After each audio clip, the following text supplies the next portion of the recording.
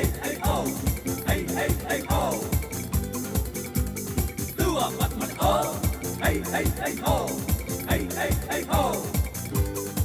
Pauta ole mea matua le lei male no na mo ki e na wa. O so e na no po mata si ma ole oli. Pauta ole mea matua le lei male no na mo ki e na wa. O so e na no po mata si ma ole oli.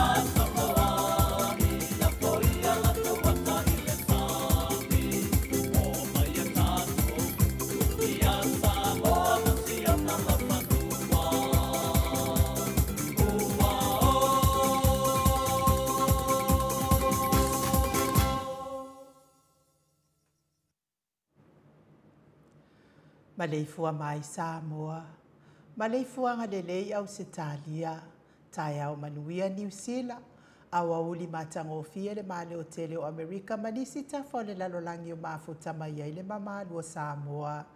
Le tai au manino, le tai au totoa, le tai au matangofia o le aso lua Novema lua se furuma le ono lua fe lua faa. Faaftai tele ile atua ila upule fa asoifua.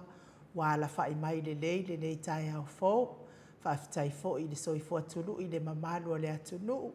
Mai se le malo si umawhai o na faatino ai faiva matiu te masani ai le mamalu o Samoa i aso taitasi. E faafeiloa i atua i le anganga faaloalo i au na tutofia le atua i so se fata tapuai. Lau susunga i le faafeanga inga le maota Samoa vi ingo le atua Raven e sau asora vi ena le anama le faletua ya upulasi. Sunga le toi ina o le ekalesi ala mo sato e fuata ina Raven te le tausanga ma le faletua ya matau aina. Pasta visita felava ya mosa ma le faletua ya vai tama soali i. Pasta faatili matulino si Samoa ma le faletua. Pasta sanga le toi la epa. Ma le faletua ya fai upu. Raven awatama to fai ono ma le faletua ya katenari. Le tina malolo manu malo ya Julia Moli. Le susunga le epikopo ya sianava te vita kioa sianava ma le faletua. Pasta ainu moli anga avi isama inaya ma le faletua ya saipeti. Raven moli anga telesoti ma le faletua ya Potofou. Pasta ya Kopolama ma le faletua ya Ainga. Pasta Faradiko. Pasta Moana Tulolo ma le faletua ya Petala kapiteni Poloka Ivao. Le pa iau Ainga matama. Le usonga pule matumua i tu au ma la tau Ainga le tai ma le va au fonoti. Sua ma le vai fanua fofoma ai tūlangi sa ole masale au mua ma le launiu na sailua. Le afifio fa atu i to fale ula la o na mtasi ma upu ya te oele motsa talofa lava. Ma le fua mai o le au mamalo sa tātou malo i la nā fionga. Le tui a ana tui ma le ali whāno va le toa so ala ui le lua ma le masiofo good morning.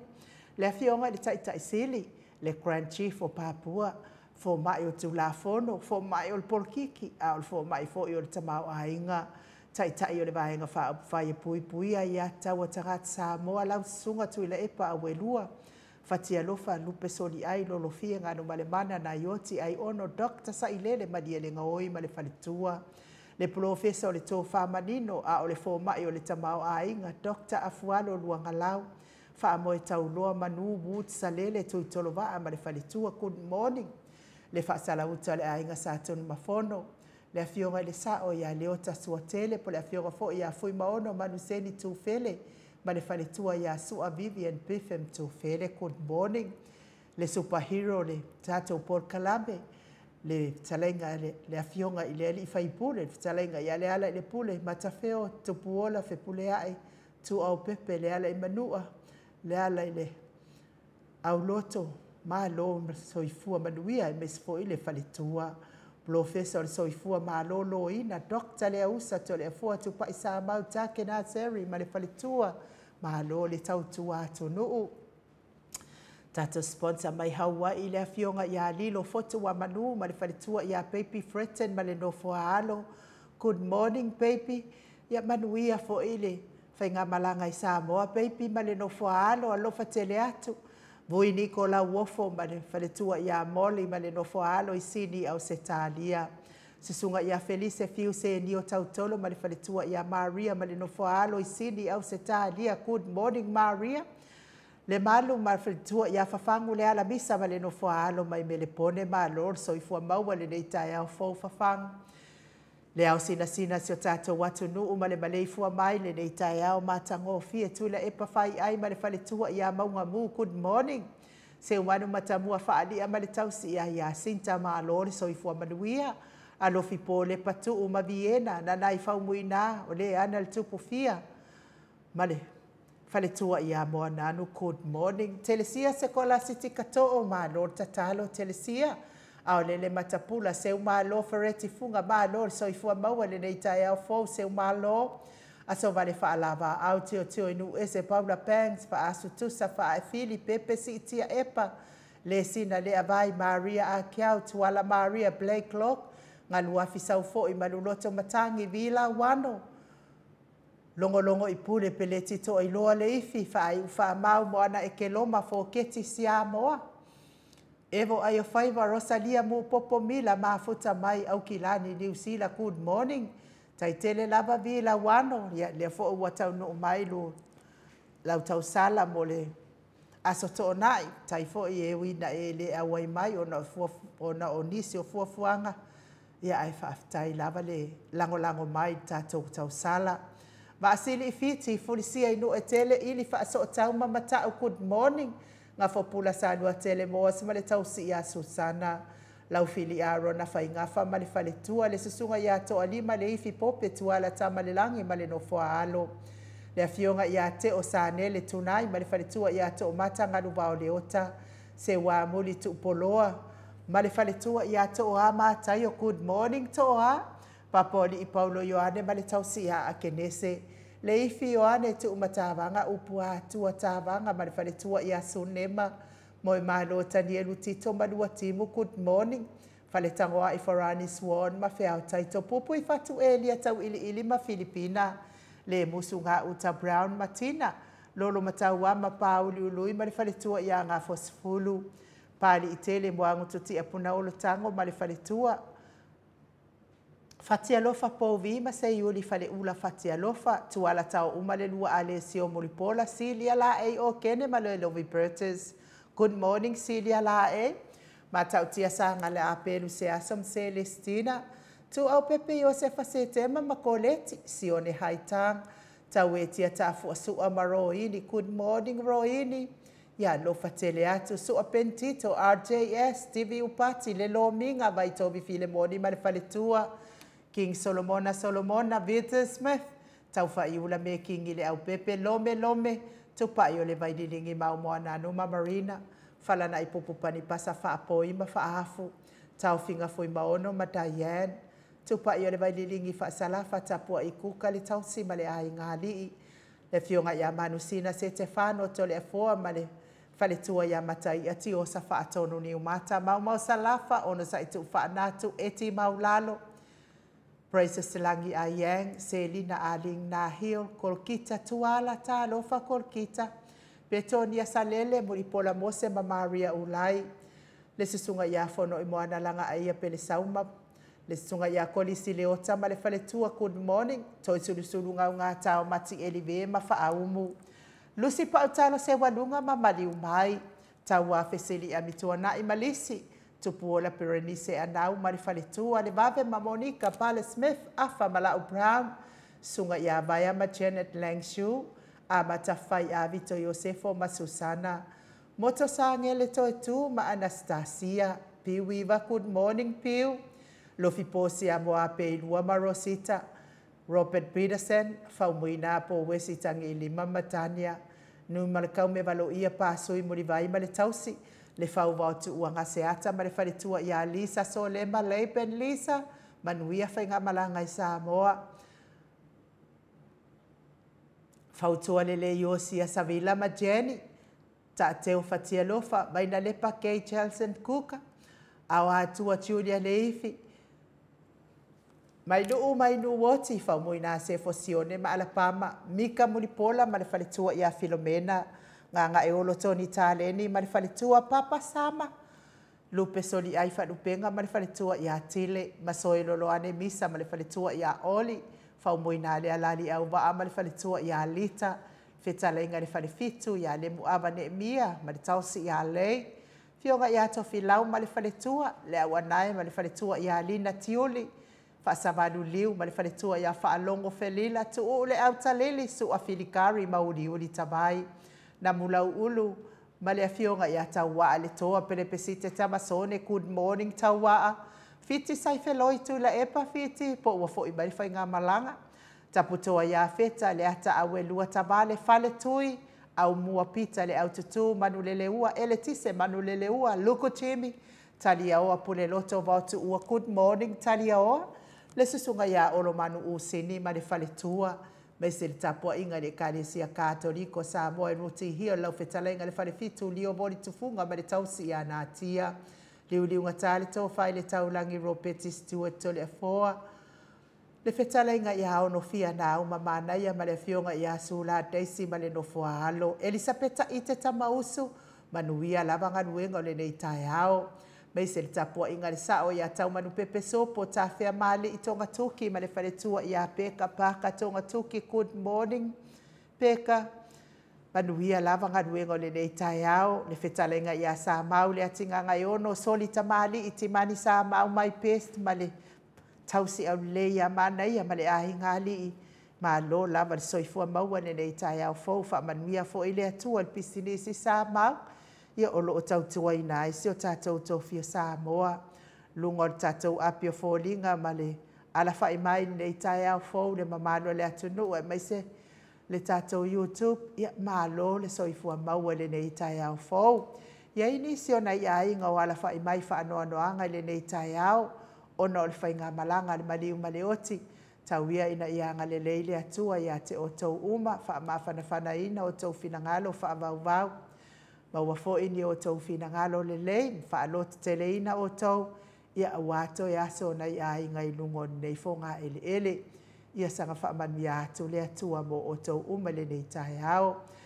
Le matou apio fōlinga, mafuta mai te vanai mai Queenselani, whaaftai le mafuta mai, whaapea fo i le whaletua ia matai, le fionga ia matai, ia tio sa whaatonu ni umata, good morning. Le afionga ia tui whaasina Birkin tau Vauhido, good morning. Le whaletua ia maunga mu ma Lord soifua maua le nei tai au fau, a mese le maleifua mai, ia o le tātou abe pasi, a ngafo pula sa lua telemos, whaaftai le mafuta mai, whaaftai fo I whaafeiloa I mai. A mata whai a Vito Iosefo mafuta mai, a mata whai Iosefo a Vito mafuta mai I Aukilani New Zealand, good morning. A mai se fo ile autopu e reo pena moth ma futa mai tofulele I Samoa ma lor soifua manuia. se la tupu Filipo ma lo soifua maua le nei tai au fau pe fo I wele pe se me fa tai mafuta mai tai mo fa manuianga ma fa feiloa ia mai se le tapua inga mafuta mai au kilani New Zealand to a matai o mafuta mai Queensland ma lo soifua maua ila wa fionga le falitua to a Mary ta teo ma lo soifua manuia lo waso ia mai se lava le tina matua ia seu malo fereti funga mafuta mai Alaska vi ia le atua seu malo tai le alofa o le atua mo o tina matua Paul esa taua pai ma lo soifua manuia le nei tai au fo mai li pine good morning pe fo I Mary ma fau tasi malo lava soifua maua Tangaloa tawalo whangia, whaafeiloa I mai, mafuta mai I Wellington e New Zealand, whaafitai tapuai, whaafitai fo I mo whaamanuianga tangaloa. Pea fo I Nicolau Asiu, ma lo lava, so I fo manuia le nei tai au fau. Le uso I Atris, le musu mo auru le leota, mafuta mai au kilani New Zealand, manuia lava lo waso, vila wano tupa ita ala, whaafitai lava I lau fionga faltua vi, tai fo I tosoani mai tatou wha moe le asto. Na I wha manuia le atua mo o lua maltamai ala wano. Tawasili oto ma lor so I fua manuia le nei tai au fau wha aftai le mafuta mai. Pea fo I fetua le apai ma lor so I fua maua le nei tai au fau. Le whaletua I a whaomo tali e rive le fo I mafuta mai I Queensland. Whaaftai lava le tusi mai, whaaftai mo whaamanuianga. Ia e mai se tapua inga alofa tele atu ia tau susulu. Manuia lua so I te o lua mātua. Le vi inga leo le atua tātou te fellowshipi ai le nei tai au fau. Ia watoi o na iaso o na mo wat fo I leo le nei masina. Tātou whaafeiloa I atu I le masina muli o le nei tausanga. Ai vi ia le atua. Ona olonanga le le ala le soifua ma le ola tului o fo I mai pea ia te o tau ia e mai se fo I le nei au whaingaruenga.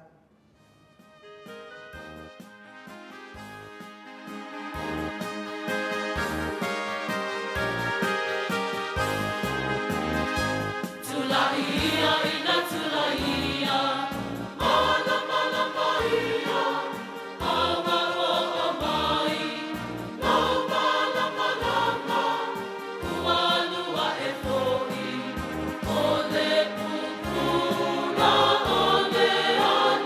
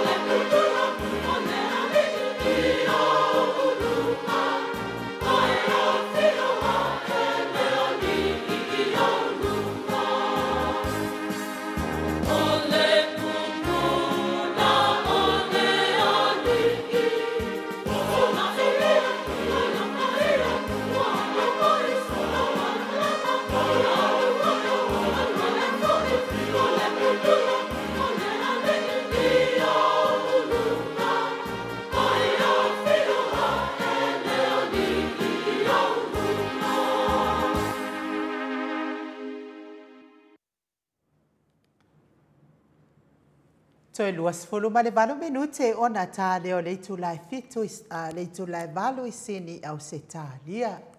Ia o vivi inga lava o Krismasi tato iai nei vai tau. Tato whata pena pena foi. Mo le whamanatuina o le ason soifua mai ai lo tato ali whaola. Ile nei foi lalolangi ua tato iai. Ma lo lava ia te o tau tawasa mai mai le tele o na masina mutuana iatu. Ia lava nisi sa folau mai ma le tele o ngase o le tino. Ia fo inisi folau mai ma le tele o whaalave lave e whianga iai. Ia fo inisi folau mai ma le tele o mea lelei na tupu ai. Ia o ia fo inisi folau mai ma le kele o whaafika uli. Ia aivi ia lava le atua. Tailo na lofa tu noa. Ia lea ua tātou au lia mai nei le titi a uma nei masina lona sifulu ma le tasi I lona poipuinga ma lona ngalilei. Ia inisi ua afea ua whai I langi I fōlaunga wa latou le maua whaatasi mai I latou le nei tai au ma tātou uma. Ia ai whaafitai le atua a mia nisi ai whaatoi tātou to a te le whaia fina ngalo le atua. A walane I ngalo ia tātou. Tātou te whaia mea lelei e fia I le atua. Ai le o le tātou whaia sanga whaakupu kele ngei mea o le kau whaamalia ma le kau whaase ma kara pelo. Ia a o le ia watua lo whaanga mo o lo mafutia ngasi o le tino. Ia e lua na I tala ia te fia whaamatala le leita e au. O le tala maalie. Ia ma le tala whaanoa noa. Ke loko ke le fia manganga o ang kala whaangongoa, ngā o kala maalie la. Ia ai se ia watu mua ia le tala whaanoa noa. O le tala whaanoa noa, ia sa o wa ai atu I lunga o penga te whailangi. Ia o au mai ai fo I ma whatianga stasi fo I o tinae. E iai so na alo o le pepe teine. Ia o le au le lei o si pepe. Au te wa ai atu pepe. E ke le alo ngā ulu, te le ulo le pepe. Ia, o lala e au mai ai le whaamatala ngā stina. Nā lue ave ia se anta mai fo ia I tua. Ia au le whaamatala ngā e ave I le whare mai te le tātou. Tālo sanga le avato I whafoe. E tonga fiti ai ia lona ulu. Ua tupu lava le pepe ma ua makua ke lea ma le ulo le pepe.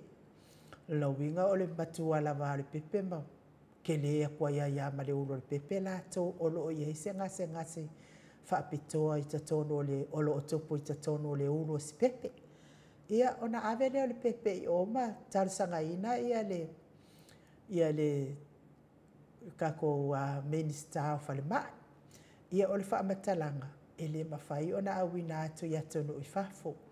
Ona ele eisa tupe. Ai mawhai ona tau fia I pēr whare mai whaatantali ai ona ti ngā tūlanga o mawhaapena. Ia o tau whaafonga o tau Samoa. O lea I kokongi pāsese ma o mai ka whawhao ma mai la ko whaaoso. Ua so o uwa ia se keke o Amerika nga o iai le whai ngā mālo lea. Ma ave ai la tau whaaoso.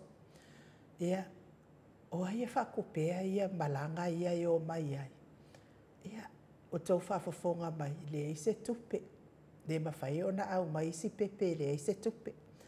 E mawhai ona au mai ia minister mawhai pule o le malo e au mai e.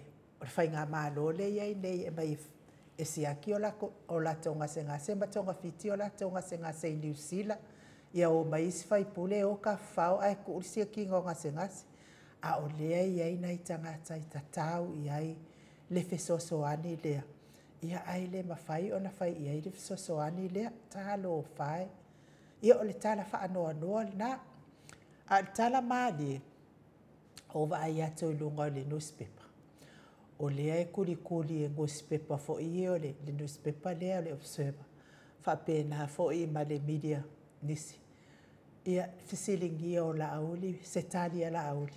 Pe ai se a lava ua te tele ai tupe lea na ia avea e totongi ai ia leo ia safia ngai ma le suesuenga fo i lea o le suesuenga faalilo fo i lea o le maliu ai o stamaititi lo tua na i leo to o lua fo ia tene maltama lea wa faamalo lo tu ma wa pe wa kukuti ia o lea la e totuli ai ia la auli po lea pe ai se awa te tele ai ia tupena na ia totongi ai ia leo to o lua ai lea se tani ia tau sila o tau Samoa ia ua tafa mai lava ata o tau leleia e le ai lava se mea e pō e sanga pō ai pēa e ua i le au e pō au mai le ai ma se mea lilo e le whailo aina ia o le nei lava e o nei tangata ma lalau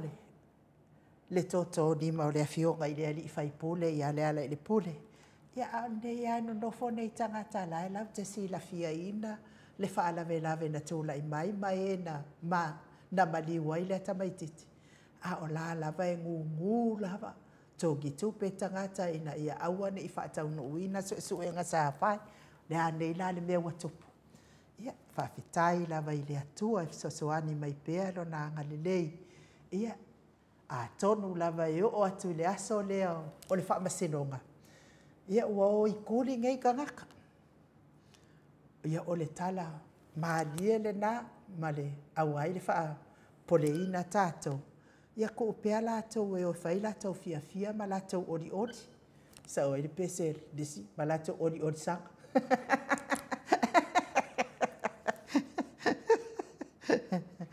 ia o le tala le na e wha nofo file mua i fo i tātou i le nei tai au fo ia ai o lea o te tilo atu ia o la pe ua e whakalo wha mai ia o au ke kau le iloa ngi vaenga o kilangi ngi usila langa o kile ingo foi o kilangi ala o te baba ai atu o le whaatalo wha mai ia ile mamalo le atu no ui nisi o mempa o le malanga le atu tu whaasolo isa kaunga ka uia o le konga seki le konga seki le whaasolo lo na taina ia o lau te vai atu o lae whaatalo wha mai tono le Apollo Sultas le pale Apollo Sultas ka ke le pe sa o kai ka pea ai on me na la tilo to i lungo apio foli ngare mo ngara wo ngai Apollo yo ingu ai ma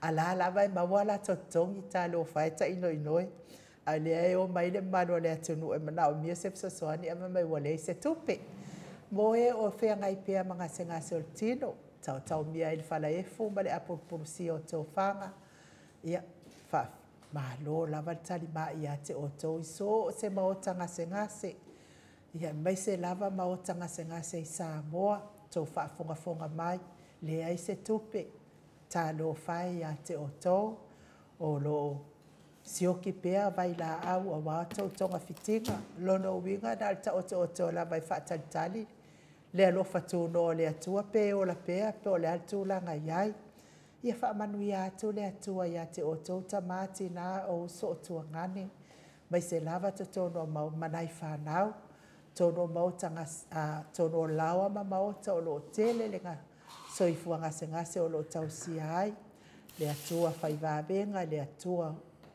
tali manaonga o le atua whaafonga talo o le atua whaivavenga ia pa iatu ma angalele iatu iso se mea o lo e mawhatia inga se ngase o tino a vea ia tonga fitinga ali imatama i tausi soifua ia e mai se fo ile tatalo e le au noa le au ala o wha malo longa le atua i o tau ngase mai se soifua matua le mano le atunu o e o vatu le fitu se fulu tau sanga le soifua mahalo le fo lau manuia e ui lava i no tau tinga ai amu ia o tau o lo whaafua lewa i le atua lo tau soifua.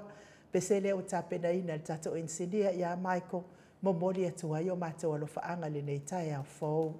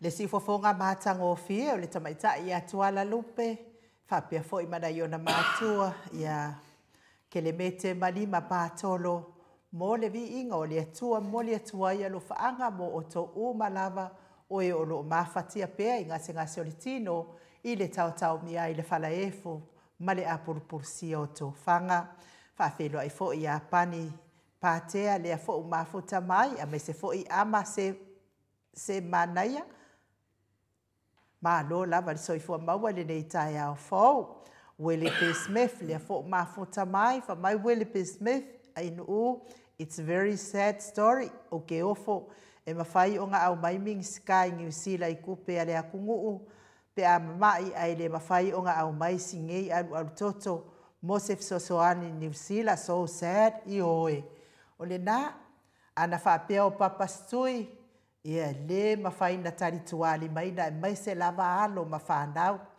le sunga ia sianava te vita kioa sianava e li tau ma loa whapea fo ia mulianga pa yutu to finga so le fo mafuta mai mes fo i vaolele fetuli le tina matua ia waina afu vai ia mes fo i fa mutali e ve ma lo lava le mafuta mai le fo i mafuta mai le fionga i le tapa fa sina ia to le fo nga fa alo i fa feiloa i la fionga le tu ia ana ave au malanga tama fa sau le tu malo le na tu ina tu ia o le tonu mai pe le faululu ngole ainga malo si van fo i la futalenga i le la ulu le taulau niu ya malo lava so i fo maua nei tai au fo le president o le kalesia katoliko sa moi ruti hill malo fo le langi manuia i nei fo ia aso fo po le fo le tu di nei tai au i nu nganga fifia me nganga faftai le vetus pam talanga ma fo tato pa anga masani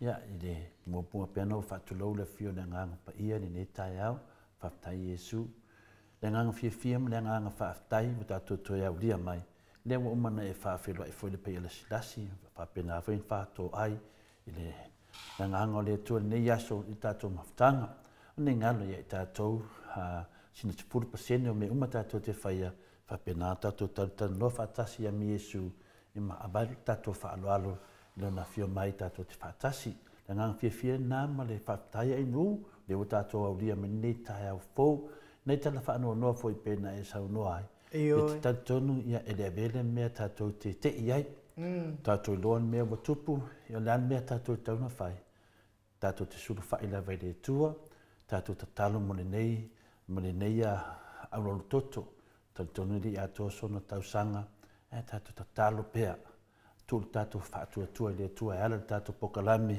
mo se soani mo si netina ia mele ainga tu sai fo i matulanga lo tupu mai e tupu lava ia miracle ia pombeo pabenga ia tato fatu tua pe ile tua tu atu ia tato la faita talo ia tu atu ia sinetina ia emotionalo lo fangia sisi awala em faina fo ia le fafita uli pi on tato faita wina ma tato iloina ia o me ia tupu a me fuie lu ia tato ai mesi lava la fai un tato tu ma fa lava inu ma lo tole fo ia o le tala le na de talo fai ia na le talo fai lava ia le se me fai na fai ai pule lava le fai nga malo ia o sa o le pese ngai fo ma i ko pule u mai tele o mea o tau o milionea fa le tau fo ngai le ai tole fo manuia malo taia Faftai nu mo le noa e fa pena fo io na fatoni ina fo i se tas fo vaenga tahua tato matanga tama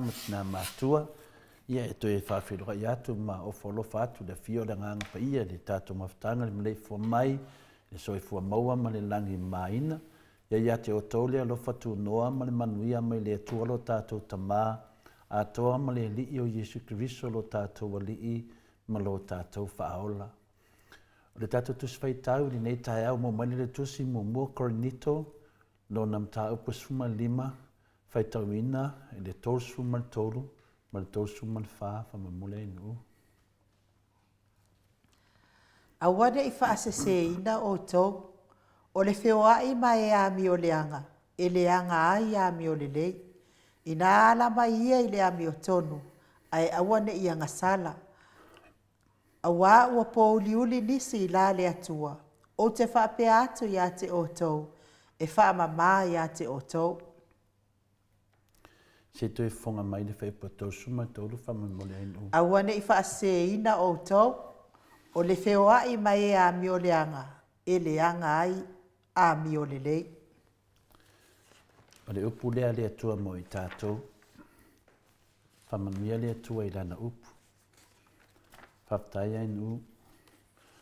O le tātou tusi whaitau le nā le nei tai au, a mai ei lana fionga mo tātou, so soani ai mo le tātou sabalinga o lo whaia nei.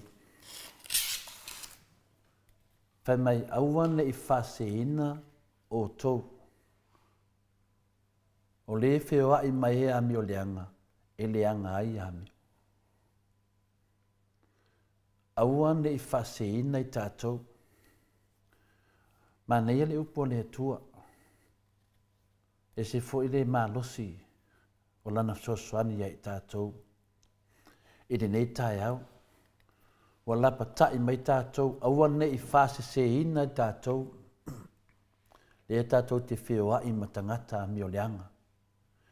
Nei leanga ai o tātou wa mio le lei. Mo meo whautuanga tu sao. Nei lava sesi o tātou e le mana malama ai.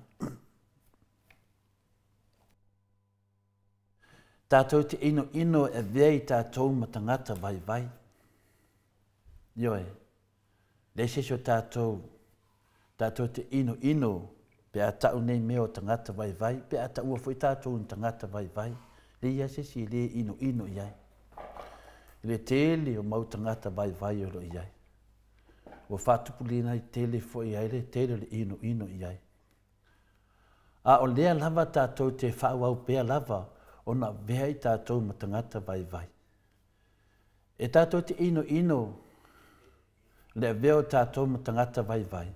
Pe tātou te ino I tangata vai vai, a o lea lava e whaawau e tātou, lea lava mea o tangata vai vai. E ese la tātou ino I tangata vai vai, a le whaalawe lava, o lea lava tātou te whaawau, ia le mea e tau o tangata vai vai. Tātou umalava, tātou malatou, oe maa. O na iai leo se manatu, sa ilini tangata fōu man tangata le lei. E le taita ina I tātou I whausosonga, e tu sa ai ma le tātou upu ma le whionga pa ia le atua nei tai au. Sa ili ni tangata fōu po ni wō fōu.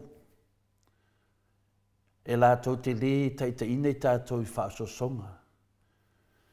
E whapewhea o na sa ili le mea, pe whapewhea o na tupu le mea. Pe whape whea fwoi ana whaatino lea mea, sa ili ni tangata fōu po ni wō fōu. O te loa ina le ai lava se pau malosi. Po sau manatu, tātou te whola ina tua I le atua, o te le whaia ni mea se, o lau te loa e se. I ta ilo ia. Wato tele o tātou a tātou ta talo I le atua. Tātou te ole le atua, tātou te loa le atua ai mātou te le whaia ni mea mātou te loa se. Le tele o temi ta talo ai e manatua e whatu ese le atua me se wa e whaia malou I loa. Ai mese se wa e whaia malou le I loa. A leo tātou taranoa pa asore ni tai au. Lea e fola atu le tua e tātou te le whaieni mese se. A lea lava e whai. Lea lava tātou te whaia mese se. Malau sila fia, mai e loa muli ane. O lai e loa me tangata, mau woa o mese se I e whai. E whape whela ona e fofoina ia to inga tangata vai vai. Lea se a wala me whaiena fo ia to inga vai vai. Pe o mea ea o lea tātou walu I whapena. A lea se tali mai le whiunga pa ia le tua. Le ala lea e tātou te petu wha i e pē le upo le tua i le aso m le aso. Pe so soani mo i tātou. Mua o ia o le pe so soani sidi. E le ai, o le tali mai le whiunga pa ia le tua, e le ai, e le ta tau on tātou wō wha pēa i te miuma. Pe a whai o le a tātou whia ngai mani whita i tunga po ni wha whita uli e lo langa nei, e le ai. E le ta tau on tātou wō i wha pēna, o le tali nā mai le whiunga pa ia le tua. A whai lava e tātou te sa ili ma le wha maoni le fsoswani mai le tua, e fōwa i mai. Fua i me le tuana fsoswani mo nei fa fitauti. Ena o tātou te le tangi atu le tu e fsoswani mai. Wa fai ale poto ma le malosi. Ma le tamai o le tangata. A lea ua fetalai mai le fionga pa ia le tu e nei tae au. I le pese o salamo e luasu ma le valu na pa ipo e fitu fa pea. O Yehova o lo malosi ia. E wha atua lo loto ia te ia, e fsoswani mai foi o ia tea. E sen mana i o tau mawha, mai le fionga pa ia le atua. Tātou te ai ai, mau ari tātou malosi. O Yehova lo malosi ia, e wha atua lo loto ia te ia, e fsoswani mai foi o ia tea. Te le i o fsoswani le atua. Lo tu siena le salamo lusu mal balu na pai fitu. O le whawhitau ni moni lava lea o lo tupu i le taimi nei.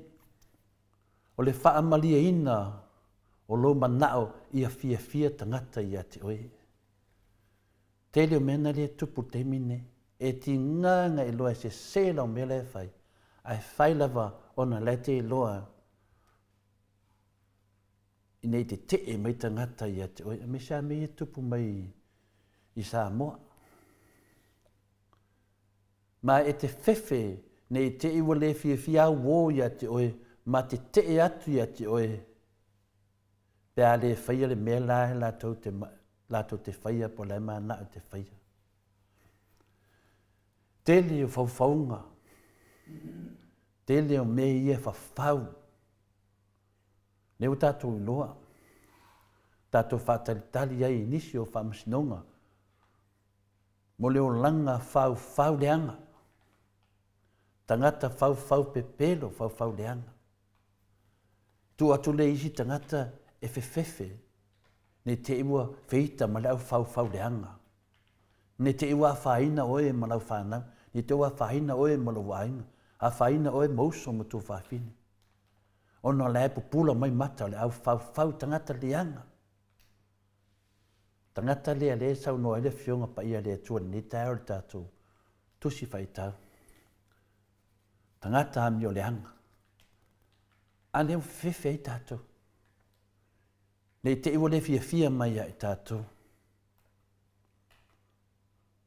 Ioi. O le an me le tupu mai ai. O le mana o ia te oe. Mana o ia te oe la tau te whaia. Mai atu tusa me umai te whaia mai lātou. Ia o se ai pēr. E musu lava nei te iwa e sao. E se lātou. E te nāng na lātou loa. Le se me le lātou te whai. E mana o e toso atu ma oe. Ona e whewhe la ile te ule fia ia te oe. O le nganga le nāre ne tai au. Ma o le mea fwoi le nā o lo tupu. O le mea tonu lava nā o lo tupu i le taimi nei. O le taunu unga nei mea uma, e te whewhe ne te ena oe lātou, e te pala ai. E te whewhe ne te iwa le fia mai sesi o lātou ia te oe. Lea mo tātou roa. Le teimi nei, ua whewhe tangata e tau tatala. Lenga ne teo whewhe tala le fia mai. O ai e le fia mai, tangata i a mi o leanga. Nā me tātou te whewhe i tangata a mi o leanga. O le ata lea o lo whātātia mai tātou whāsoa ni tae au memo mua. A whai lātou te ena oe o lona winga e leni au wō moni lātou. A whai whita mea te oe, ma le fia mea te oe, o nai te loai, o tangata nei e leni au wō. E leni tangata le lei, o tangata a mio leanga. Nā te ia o le fia mea te oe, a le te whaire mea sao. O le whailonga mua nai te loai, e leni tangata le lei. Leisi mea, o le wō moni e popole pe a tupu se mea ia te oe, o le tangata sao, e popole. A tupu se mea ia te oe, o le tangata moni po sau wō moni po tangata alufa ia te oe, e popole. O tangata ma wō whapena e le tai o na popole ia te oe, pe a tupu se mea ia te oe. Tasi na awala e te loai, pe tutu nai. Wa le tātou te whewhewai mo tangata a mio leanga. I se isi lava whaupunga o lo lātou whaumatia oe e ala le whaamalosia oe e whai mea lātou te whaia. Mai e le se whaawonga moni mele na. Dusa le lātou te whaumatia oe ma whaamalosia oe. Se leanga o ne tangata a mio leanga. Pe o tātou tai. O le ai ni tai le lei. Nao fita le lei. Nao tai a mio leanga. Lo whea ngai me tātou. Le ala wala patai mai le fionga pa ia le atua nei tai au. Aua nei whaase se ina o tau. Le au mea leanga le nā wha leanga ai a mio le lei. Ma nei ale tātou tusi whai tau. Ma nei ale whaasofianga mo i tātou uma mo le tai au. Aua nei whaase se ina o tau po tātou. O le wheo ai mai e a mio leanga. E leanga ai ma a mio le lei. Vai lai pe le lei tangata le te lua wheo ai. Vai pe le lei au wō iai. Tango e whai e se fua whataitai i tātou whaasoa. Ma whai ana e whatinoa. Au e te whewhi hei. A mata tu nei ona e ole atu ia Yesu e fia mai ati oe. A fia mai lo wolanga. Ma wha maa ngalo au ngasala ma wheso swani i le ala e te tau wai. Po le ala e te sabali hei. Ona eilo ai lea ma le mauti noa o lo o lua sava vali whaatasi ma Yesu ma behai o ia ma au wo e whaavavau. Ona ole atu lea ia te ia e whesosoani mai te oe. Ia, ole mea nā tātou e tauna whai. Whesosoani ia i tātou temi tātou te whitai ia i me whawhita auri. Ma te te atu i whaososonga. A ia tupu a e le malosi o lou whaatua ia te ia. Whawhitai nu mo le avanoa. Pa leo e fo le se upu mo le fionga pa ia le atua. A wā fo i ta māma tina ma tua le tātou mawhtanga. Ia me se fui uso ma tu whawhina ia ke liso e whiwhia tātou te fitu wha i le tai au vi ia Yesu. Malo te le foa, whawhitai mo le malo tai au. Whamanuia pia le atua mo oe maua le malosi. Wa le whaatau no uina o le pokalawe o le malo tai au. Whaatai fo i le tua i lana upu. Sa tātou whaalongolongo i le nei tai au. Ia. E hao ngā fo i a te tātou. A whai e se wō ia te whae wō ia. Ia ba ingi si wō fo. Ai aua le sanga wō pia ma e le whetauhi mo oe. Ia o lea wō matātou whai tau. Whaalongolongo le fiongo pa ia le atua. A whai e wō tangata lei ma tangata amio leanga. Ia ele lei pe a le lei a kua i le amio leanga. Ai leanga pe a e alanga le whai mei i al tuspa ia. E matua leanga ai le tangata amio le lei. I pe a wō ma tangata amio leanga. Ia, tuanga mo nei tai au. A whai e le lei na wō e te iai. Kipi ngā wō. Se manga ia lo wō ia Yesu. Ia so uma o taimi uma o lo waso. Ki aka ma e fia ia o ia. Ngai lo whaanongolongo i tua e ti ngā ai fua lo fina ngalo.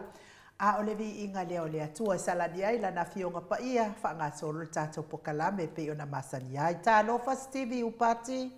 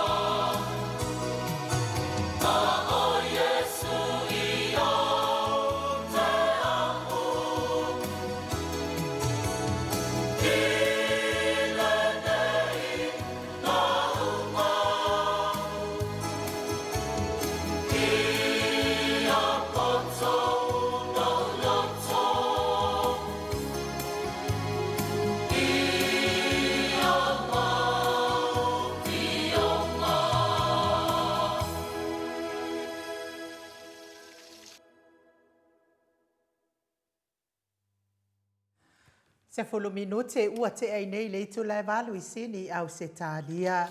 Le vi ingo le atua ta penaina le kalesia katoliko mai taufusi.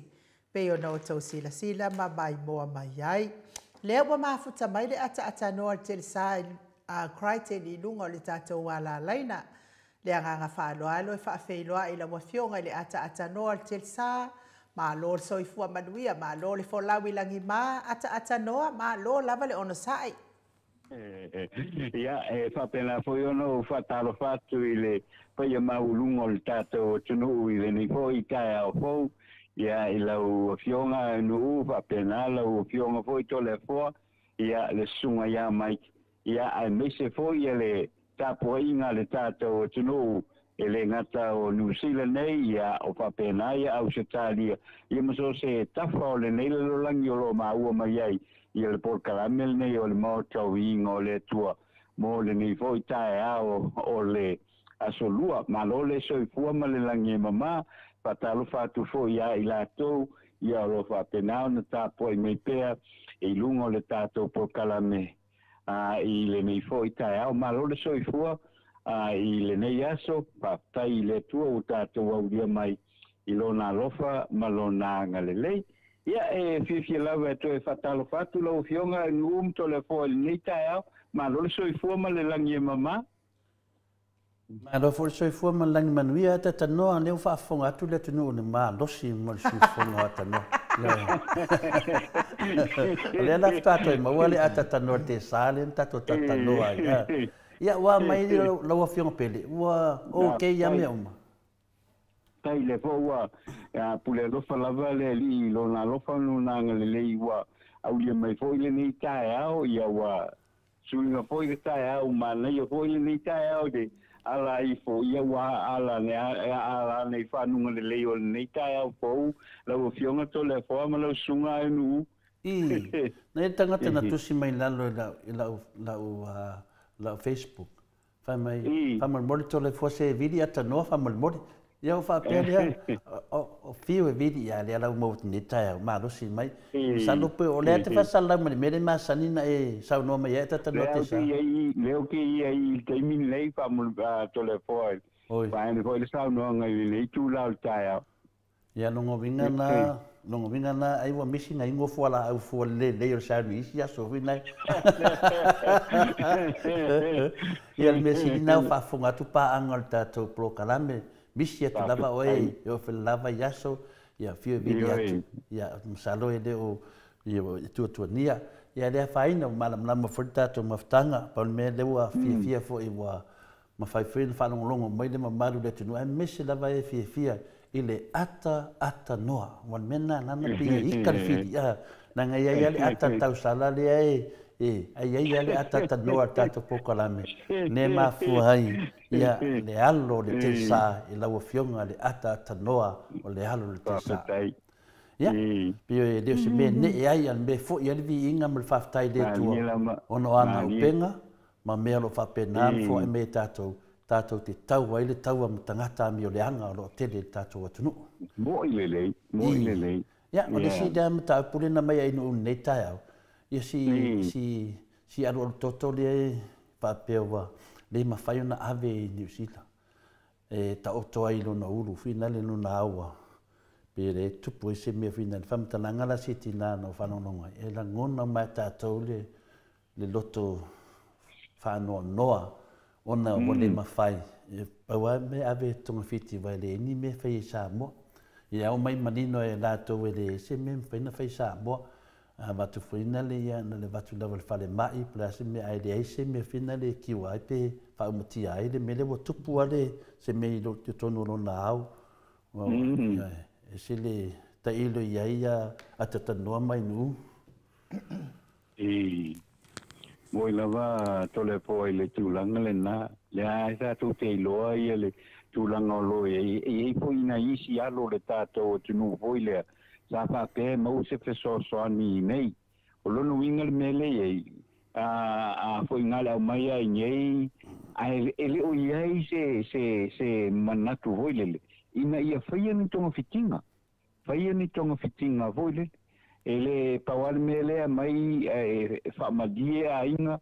Au mai nai tangata i nei po nai ta mai ti voilele i nei a ele o iai se tūlanga wa loke whaikau kufo i ile tala ole kamikiki le e pe lava wa tupu le afo le fale tonu ile fofongo le tamaititia ia nga pawale pawa me wosonga me o nga fula mai ulu ia nga umayala ia nga it's ele o iai fo ile se nga lofa hoilele tau mawhai ai fō mai, tau mawhai ai la tau ia le au tau si mai. Tau mawhai ai ina ia whai pula te tonga whatinga. Whai je, no winga le mele e nei e whapel tadia e le whale konke lea, o le whale o le menga lea, le eise, le o iaise anganga alofa hoi le po iaise tūlanga. Fai el tonga fiti ia mo si fo ia ro ole atunu wale sau fai tau ile vai aso le ile a fo ile fale tonu le wo yesi tamai titi fo ile ia lono wing o va pe ngala ole absolutely no treatment ave ye na pa wale ngal fakali apo le ale fina ngalo le tua o ye ele aise ele ai ama se anganga hoilele ya ila to lo fai tong fitinga polale mafuanga awan mele ka kaunga ye fai ni mafuanga po ama fuanga ia tulanga va pe tole po awan mele ka kaunga su ia fo mai I mafuanga mene ai o fakali asi se ia kua voilele le o ile fai ungore o tulanga fa pene ia no mani wa kwale o kamikiki tulanga fa pena ele o ilo tonu polale le apoile le me wo ia kamikiki ma le treatment o me fa pena me o mana ka kaunga ka pena pena sa ngiungi ai le fa speanga le fa kadia sei o maile le fai unga me uma pe a pe wa maliu o le pe o menga ya wa yo ila wa kilonga ye awa le ngo wa fa longa il va ya sole ya it seems to me ele ya ma se me o faya no pa wale o fa kali pe ave ngusila pe le ai le lang mo ameriko ta no te sa o la wo mana mai fam talanga dai fo mai ele se tonga fitinga fa ele ma fa sa mo tonga fiti ia o tele loa tele ia fai tatele mautino tele ia ai oltan ele ma fai sa bon tonga fiti e a mai la talo sanga ile malo e vatu I New Zealand pe mau se avano e vatu ai atunu I fafo e ta oto ai ia le uro ta maititi ia a ole la wa fa sala mai lungo ole Facebook ia le tali na mai ia ele minister o soifua malolo ina ele mafaina ave ele mafaina ave wa leisa tupe ia o le mela a fai mana o mia pea le tu il fale mai e fa tali ai ia ta o le tali na le ta apene i lunga o penga te failangi ata no te sa Yeah. e ia foi la le tamai titi fa pe i le Ia tadi atua ai no manua le se tatum taku. Tata noa te sa, no leo te mawhau i whawhitauri nei pēna tutupu momua i lumatu. Ia, ma ai tātou a tata noa te sa mai no. Na ave nei le li le fpole ai. Ave e whina le New Zealand, ma le whaupunga whapea e le ese a tongofiti I Samoa. Samoa. Ia mana le tunu le whafoina o whina le o sosoani e mese ia vailu o tutusari ia manuia o tangata uma. I le whapea Minster, tulou. Le lau tato waba ai nei e whina le atata no te sa. Se longa te uare tofi Minster, ia po se tofi whina le whaipule le vanga whawhai lea le angasala lea le whasa. Ia naftoa e maua lea ni whamunianga ia. E le upule momo le loto. O le ai e le mawhaina whai Samoa le tonga fitinga le al pepe lea. Tulau tina, tulau lava. E le mawhai, le upule le sau, e le mawhai. Ai la mea mawhai e pule a ina alu. Leane mea mawhai. Fong le nga abe yede.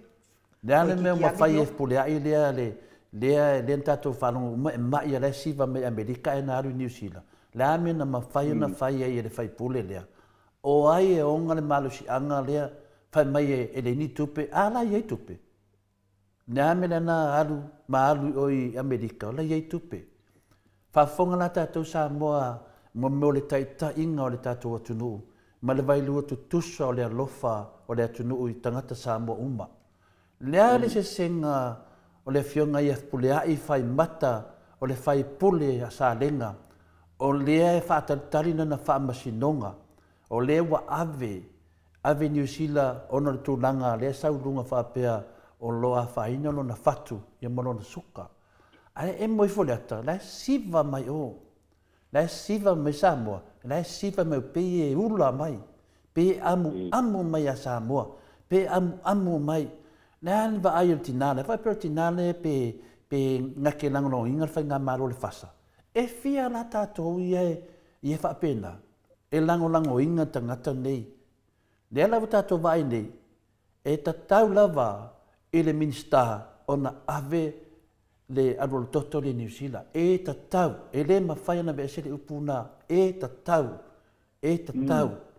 E lava ma lava tupe la iai e ave le alo toto lea a fai le ma faina la to fai le melea Samoa ai ioe o e nei o au tai au o au nei o e tai au le o to va ai ma mauti noa i le alo toto lea o i lo mai ai le whamasinonga le wali ia o le alme tauna fai a fai o whaafonga mai a valasi e tatau o na ave le alolo toto. Si nei pepe. Pe a whapeo sau pepe. A whapeo sau tamititi tu lou. E tatau na ave. E le mawhaina alo fia le upu ne tai au. Ioe, lea o tato wā ai i le leanga le melo i ele tato atunu. Lea e si neti nana na tama. Ana saulunga TV, News TV, tasi na mata ai ata tanoa te sa. E se le au le leio si pepe. Ta au le lei. Le au le leio si pepe. Ia, mana i ona mātua. E vai, whai ma le mauti noa. E tau tala sa o ale tina. Tau tala ma le mauti noa. E fisi jan tama. Whawhewhea fe puleai. Sa vali. Ave i tupe malo. A whai o whaafonga ma le Minster o whina leo soifua malo ina. Toi valvalusia ta malasi. O e tangata le lei. O e tangata le lei o le tangata alofa. Ioe, awane whaapito lau tausinga. Lai ei tupe. Lai ei awala. A faina ma faina fai e Dr. Tule e pai lona vaitemi ma le ita pipi le hai mea valasi le faina e fai ai. E ta talo atu le mooto sa movi inga le tua. Ave, wha mole mole. Ave le tamititi lea le alo toto, ave New Zealand. Ioe, la iei tupe. Le to te fai mai le iei tupe, ua le fale tonu le tātou fale mai. Le ala tau fai mai ata noa neua tana noa atu ainu. E le eise tonga fiti i Samoa. E mawhaina tonga fiti a ele o Samoa. E pau wale mea wale mawhaina ave ele tamititi lea. Tātou sila la tātou i le seti seni le ntam whai ele whionga te siri. Ia seti seni nei tangata ma lato whanau. Mai le tarira wa mai. Na o tangata o matutua ni tangata. Pe a wha pe fuafua whanau la whiwis lau whaavalu. Whaafitu ngai lalo. Kau lufuru wha. Wa matutua. Ai leo anga waa nei lato whanau. Whaamata na wha pe seti seni si pepe lea. O le whana ave. Le a me mo le mwhaina ave. Wao le me mo le mwhaina ave. Se lunga e yese sio le tau a inga. Le a me mo i oe ai te le o whindana le tato le kapeneta. E ave fe pule ai. Le whina sau le awhina le ambulance va le ave fo ia Wayne Fong ia. Le tato lo le leito i titi pa ia le se lau wafeta lapi e varsu lau. Varsu wafe. Ave ai. Ave ai. Ono ia. Ona o la tou o lo i le paua o le a la tou tupe le atunu. E asia tina. E asia tina e te tongi langa la fonga, o lona ainga, tautua i Samoa, Siantama, la mo le mawhai ai. E mawhai a tatanoa. E te talo sanga atu i le vea ai o le leo o le moto Samovi inga le tua. Bahalasi. Bahalasi i e lofa. I e lofa sini i alo toto. Le vave mwhaina ave ai. A whai ai tupu se whalave lave. E ofo le loto. I le lea alo lofa. Ia. Pe o le tali na whena lea a tatano te sa main u talo sanga atu. Le atu nuu. Ia ave. A whai mo mwhaina o i Amerika whainga malo lea e oe ka whawhau e masu e lato se leni. Malasi. Nā te loa le me tauna whai, ave le alo toto, ma le wha alo lava. Ave New Zealand, whainan tau tonga, o loo maua le wanoa. Ana wha pēr le ma whaina tonga whitia, ia wa sao lātou, a le ma whai. Nā o New Zealand whaina whai ai, po sisi fo ia tunu. A lan me mo le mwhaina ave, e ma wha pēr langa le seti seni. A lan mo mwhaina ave i si tangata. Me la nea na e ta tau lava, e leia se mea le mwhaina whai a tatanoa. E ma whai aso se mea. Leia se mea neo langa le mwhaina whai. O le mea i ele loto. A wala e whai ai. Ana whai ai loto le ministalia. E ave lava. A whai wale se tupe. Whai me le atunu u wale se tupe. O le fia whanongo. E ma whai fo ida le atunu u na sua le tupe. E ave la lo toto le. O le mea i ele loto. E o le ngangana le atua netai au. E lo whangia waalasi. Ia ave le ro toto le ola o Yesu le whaatari mai. Malo, ia o kake ata noa te sa. E ta te lei lope whaafea na whaito a tasi el minsta lea la na whaai unga lea. A o lea ka whawhau a kui whafo isi minsta wa alo ata whaalongolongo foi. E ave i totono o kapenetan ta upu o na whaalea lea ma o mai ei leo le tati. Ia lea wat whaalongolongo atu. Ia wa lea.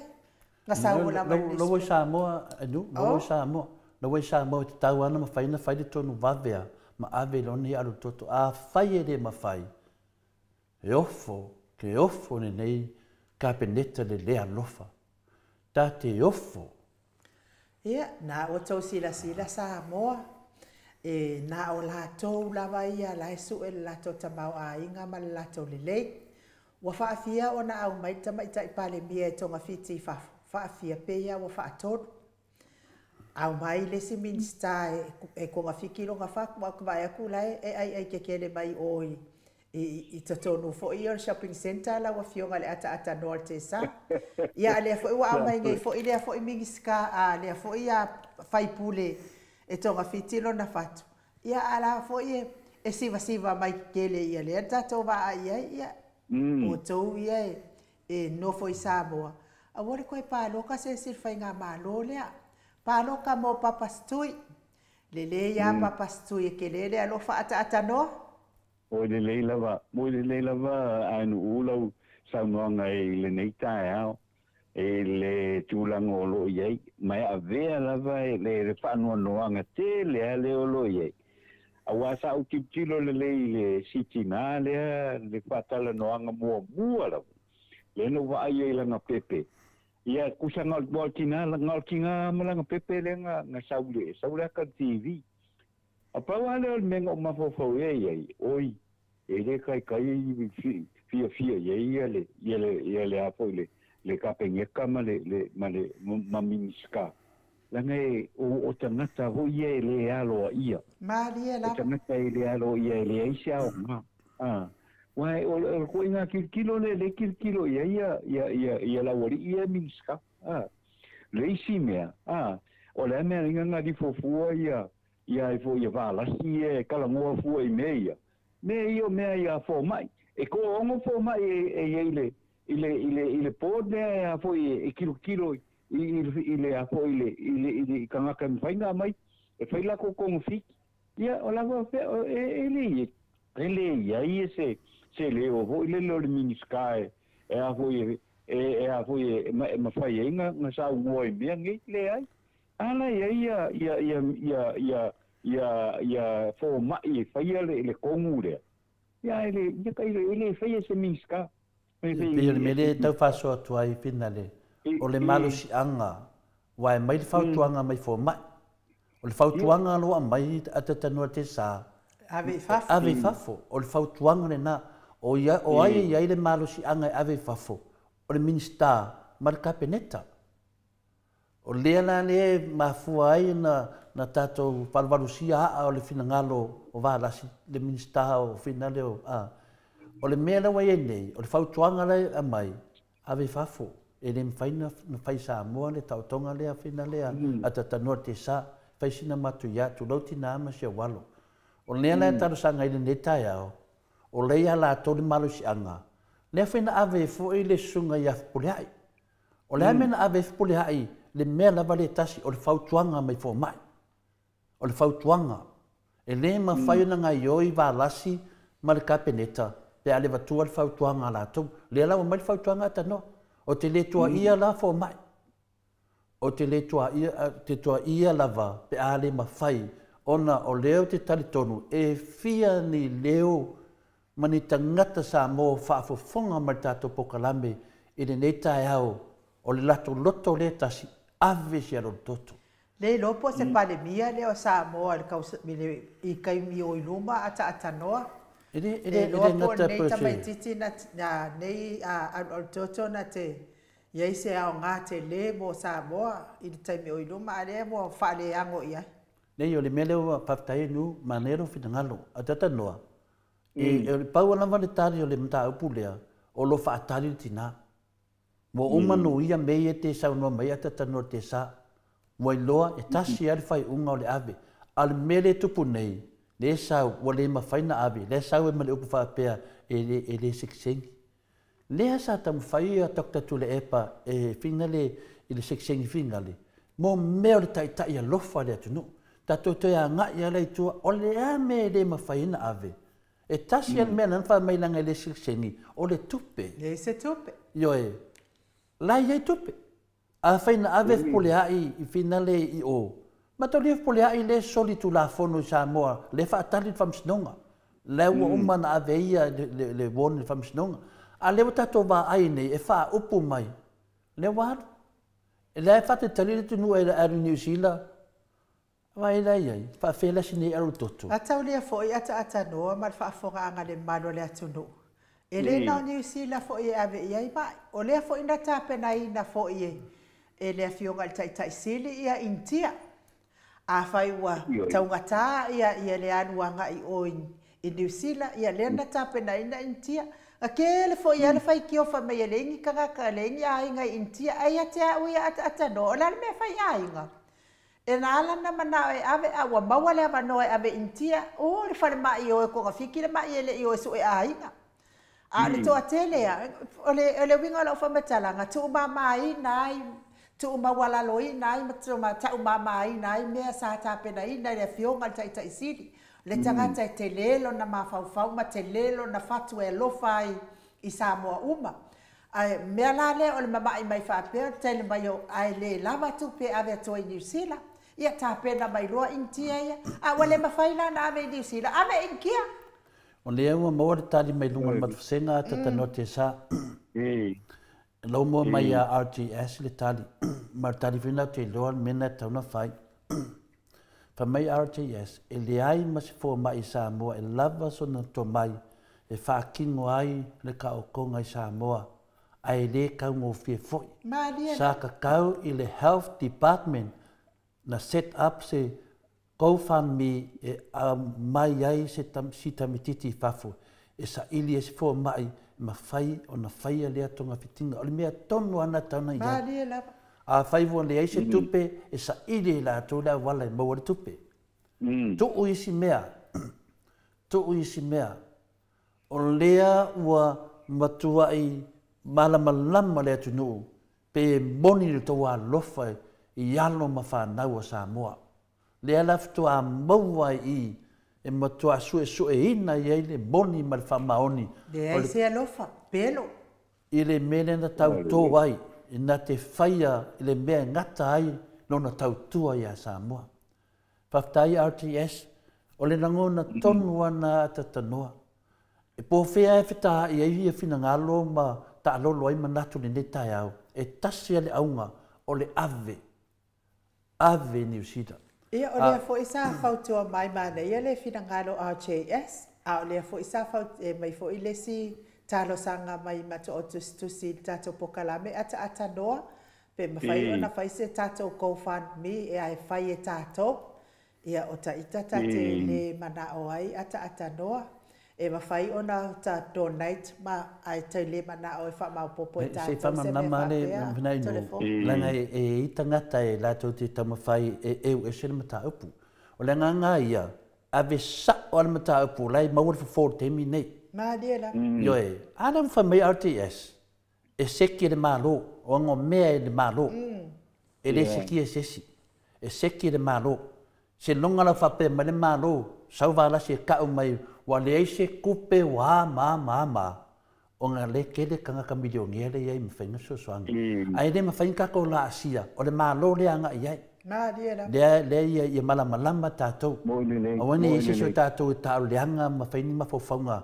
i tatou wō le mea sao, o le tina lea, o lo nofo i Samoa, si an tamana whanau Samoa, peiwhi o tatou.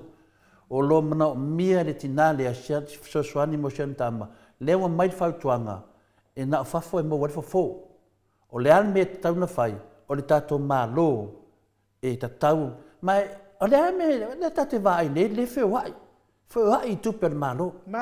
Le whiwai. O feo a vei tupe o le matanga renga o whale mai. Leo tato vai nei wo leanga whaaka. Tato vai mei e tu tupu mai. Le ingi fuala au. O feo a vei tupe i al pake ki le abatu. O feo a vei le fia afe le tunule le pake ki lo abatu ya te oto. O feo la wa a vei. Le la tato vai nei ei e kaunga kamele a vei minskaya. Kaunga kame a vei fai pula i al fasa. A vei siaki.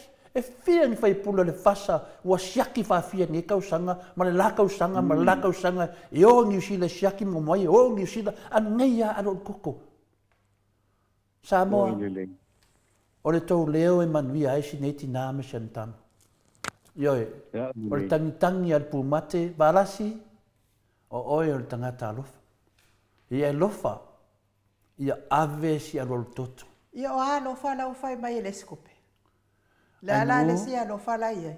Ia o lawa na manatu. An manatu to le fola ia. Balasi ia lofa sini aro toto. O lima lo ia le ola. O lima lo ia le ola sini pepe. Io e o ia te oe le vanoa. O oe onga fai unga. Ia na o tu watu numa lo fionga le mista ia e lofa sini aro toto. O lima le ia. A le mawhaina ave a malius ni aro toto. Ke le lope whawhiana e ola. Ia. Ia, pio tali atina. Ia, malo to le wai ole sinele ke tau tu ia le vai hoi le ole fa upunga le va pe mai foi ole le singing ka mai kiki regardless la vai I lo wala ngona regardless por singing por le singing lua ko wai o ka mai kiki le ki pe se me va pe nga por por fa ka usan singing por le singing e ka wanga avel malo e ka wanga avel malo ai le fa pe foi le wanga ore nga le curioso ala ori ma kua ia le fai pule i pe minska nga le fio al fa I fa mai musila o ai o ke me ku la me le fa le kongo ka me ia le la o kilo lo ia o me le sik ia le kai ken kar te nga kulanga ai num to le ko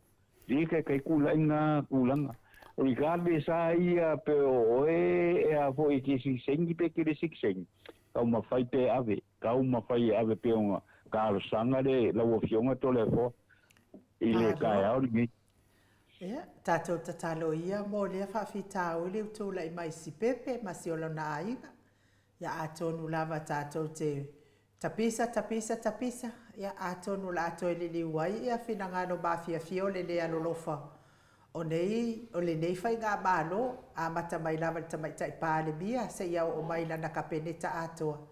Ia se I kau fai ia ma se alo fai ia Samoa ngā wakele kou kupe. Ngā kou miliongea.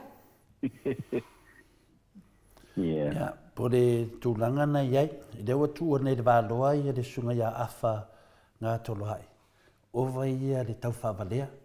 Ia, afa, ele tau mawhanyau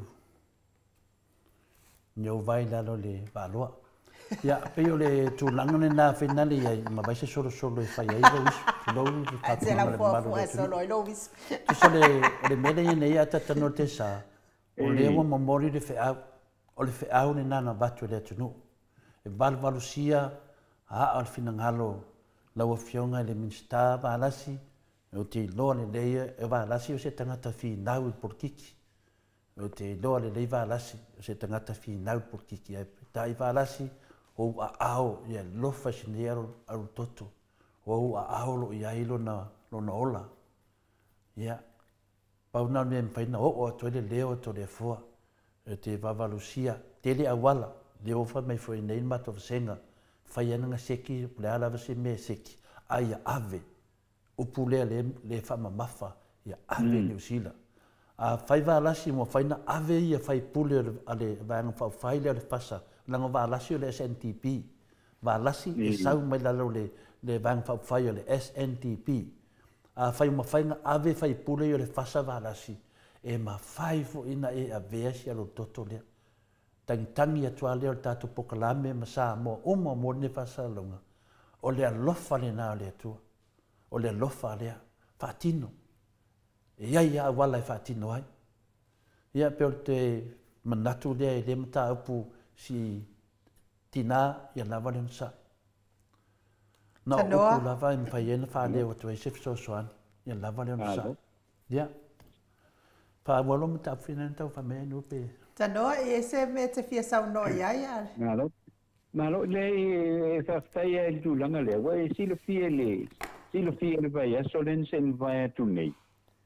Sa I Wellington I kako ko ia chikseng kako ho chikseng wal chikseng I lenga na ko le pape ole fai tonga fa lua le wo ia I voi le mo le tula fono tau fa ofiele pale mene no sila le la sa fa ta tia le vai aso le fai tonga lona lua a o muri mai le fai tonga lona tolu I se temi ro mau atu de mo le pase ino le pili le ia ole faitaunga lona lua lena ia lona tomu ia ole la anga ilo ia le parlemenia New Zealand ona ole e faila na utala sa ia se fafengainga nei ai New Zealand ko ile sa afia ile afo ile matau pula sa afia ia le sunga fafengainga ia olona fafine o lona fafine la e sa ngafa foi le tu fatasinga uma o le mele le minsta foi le femalanga inga New Zealand lona fafine ia a sa iai la i Wellington ele vai aso na sei mama today ia mafa nga solo e foi fuanga uma na vole o le napol kalame male tulanga le o le tomo fainga le ina ia salupea male tolu fa di lima afe ia tangata sitseni le ia sitseni sa mo ia ao le teimile nei e te tauna o anga ile ukakaunga sitseni ngusila maua male lako pensione ma tulanga uma fa pena ia sa matala noa la male sifaife aule so na tu ia lela la fa pe ia se teimi ole vai aso le nei po le vai aso fo ia maua mai foi o vale sa tusi el kamali ile ia le fa samoanga ole a foi ole o upu sa fai ele nai tu la ele fia ia a sa to tele foi le malu Samoa sa to tele foi le malu Samoa sa iai ia ma fa longo fa fonga uma iai i tau manga ma upu le na foi ia fia o le la lo sa uni nei le ia le committee le ia mo le foi tonga fa tolu o le sixing ia ma foi ma fanga solo ai lava ia fuanga le parliament New Zealand ia ma vea i lo matula fono ia ale malo New Zealand ole meta le uman fa ole uman al feitongolo lu feitongolo na tolu pe ia fo tato ton tula fono i Samoa ia mai ale feitongolo na tolu ia wa ve lo matula fono tu mauale ale atunu le la fa pelo to mau ona fai le fai como na ngolunga le parliament ya New Zealand ia ai o te masalo ia mo se te mi voilele ia ona fio mai le sunga voile ile fa fenga ingale na zona tu ia fo im fai fo na fatala no ai mole i lunga la mol por kala mele nei tu langa le ile ia fo ile tamo fainga tele ale awale tamo fainga tele ale tomo fai ai le tatou atunu ina ia ole tangata ausata ni tangata ia tiksengi Amerika man alalam papa o ia Amerika ole foi la vo mai awa entitle foi la ko ile fo ile imanuia nga mo mai ile sisiai ngusila ya ngau fa pe ile o yengia le ngusila le ngo foi Amerika ia le koe o mai foi koe faila ko siksengi fonga le Samoa faila ko siksengi ngusila ia nga koe o ale ngo la ko ia ngo foi i Amerika ia ma kalipele le foi le so angi le malong usila mkula nga pena malo ata no ia o la ve fa watu sa no o le wa uma ona au mai le tani ia o le ua maua le citizen aina o mātua lava sa sauifua mai e citizen e le talia ina la e le HRPP le fionga taitaisili le talia Australia ai le aise me talia New Zealand ai le aise me mafai le fionga taitaisili le otu mai se pawa nei taimi o le saunoanga le fionga taitaisili e na te toi langan e a langa ina le mata upule se taimi o iluma no winga saurunga fai malo mai le fionga taitaisili matoi taitai al malo Samoa e toi langa le fionga taitaisili mta upule e tatauna manuia manuia tuai mafana me na le wa yai ia le tatou mta upule ata no te sa ia ole vai aso la le nei mo le lopo le vai aso el nei po e iai le me fai vai aso nei mal vai aso lea o lea na mala auli ai ia le fionga taitaisili e a fio mai i le lotu o le whaafetai ia ona o lea ua talia le maua Samoa na amatu ia ai e wala auli ai fo i mare whai ngā mānolo i ai nei ia ui ala ona o le whaaloalo ona o le tamaitai pale mia mare whai ngā mānolo o tūla i mai malo a lea o la ua ui ala ngona ata no te sa ia o le ake ia o mai e sa o luma ele i se la ko pa unga faia o le anga sa unga sa o afia me ia ele awai e faitalia lava ia ngusila ia malatou ia fofuanga e tatau na mai ni latou tusi e lango ai ia ni latou mau e lango ai le sitini le talasanga pe fo i ona malanga alo ia atu le fionga tai sili if me o le hero manisi ole vaenga fa le HRPP e lango ina le maule la o fionga le ata no o le la mo manuia le ma ai le manuia tel ele ngata na ata no te sa o le mele a finale ai e le fu atu il termine ia ata no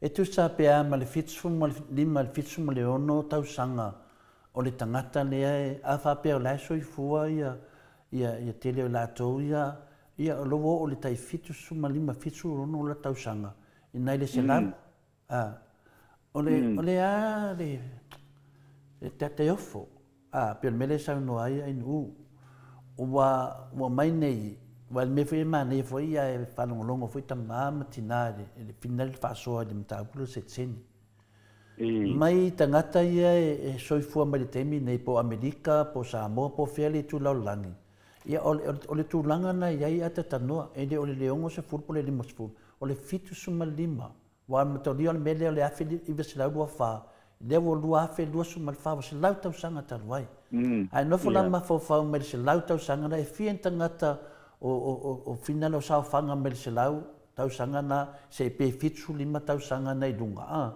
e de totele a le a foi le nga wa a sa foi fela na sekseni pe fai foi sanga pensioni o le umi fatali ai o te loa umi ana fatali e o malvala o le tu ana fatali ia o le finangalo telefo le finangalo foi na o Endra Lee fa pe mai a Endra e tonu wa felima se lawe mawal manuia ai le mawal pensionga ele lo po a fe ia ele se fam tala pe langa le fa funga ta mamatina o le mena le motu po e ana fa pe mai o le ungole na sau tusa mali ungole na mai Peritania wali ungole mai Peritania o tangata umana fa nau le afe se lawa fa na lunga le fa iva temi o New Zealand ana fa pe na mai le ungana o le unga penale la le ka o le unga fa vai na o le melia o le unga fa vai la tatia le wa me i mai New Zealand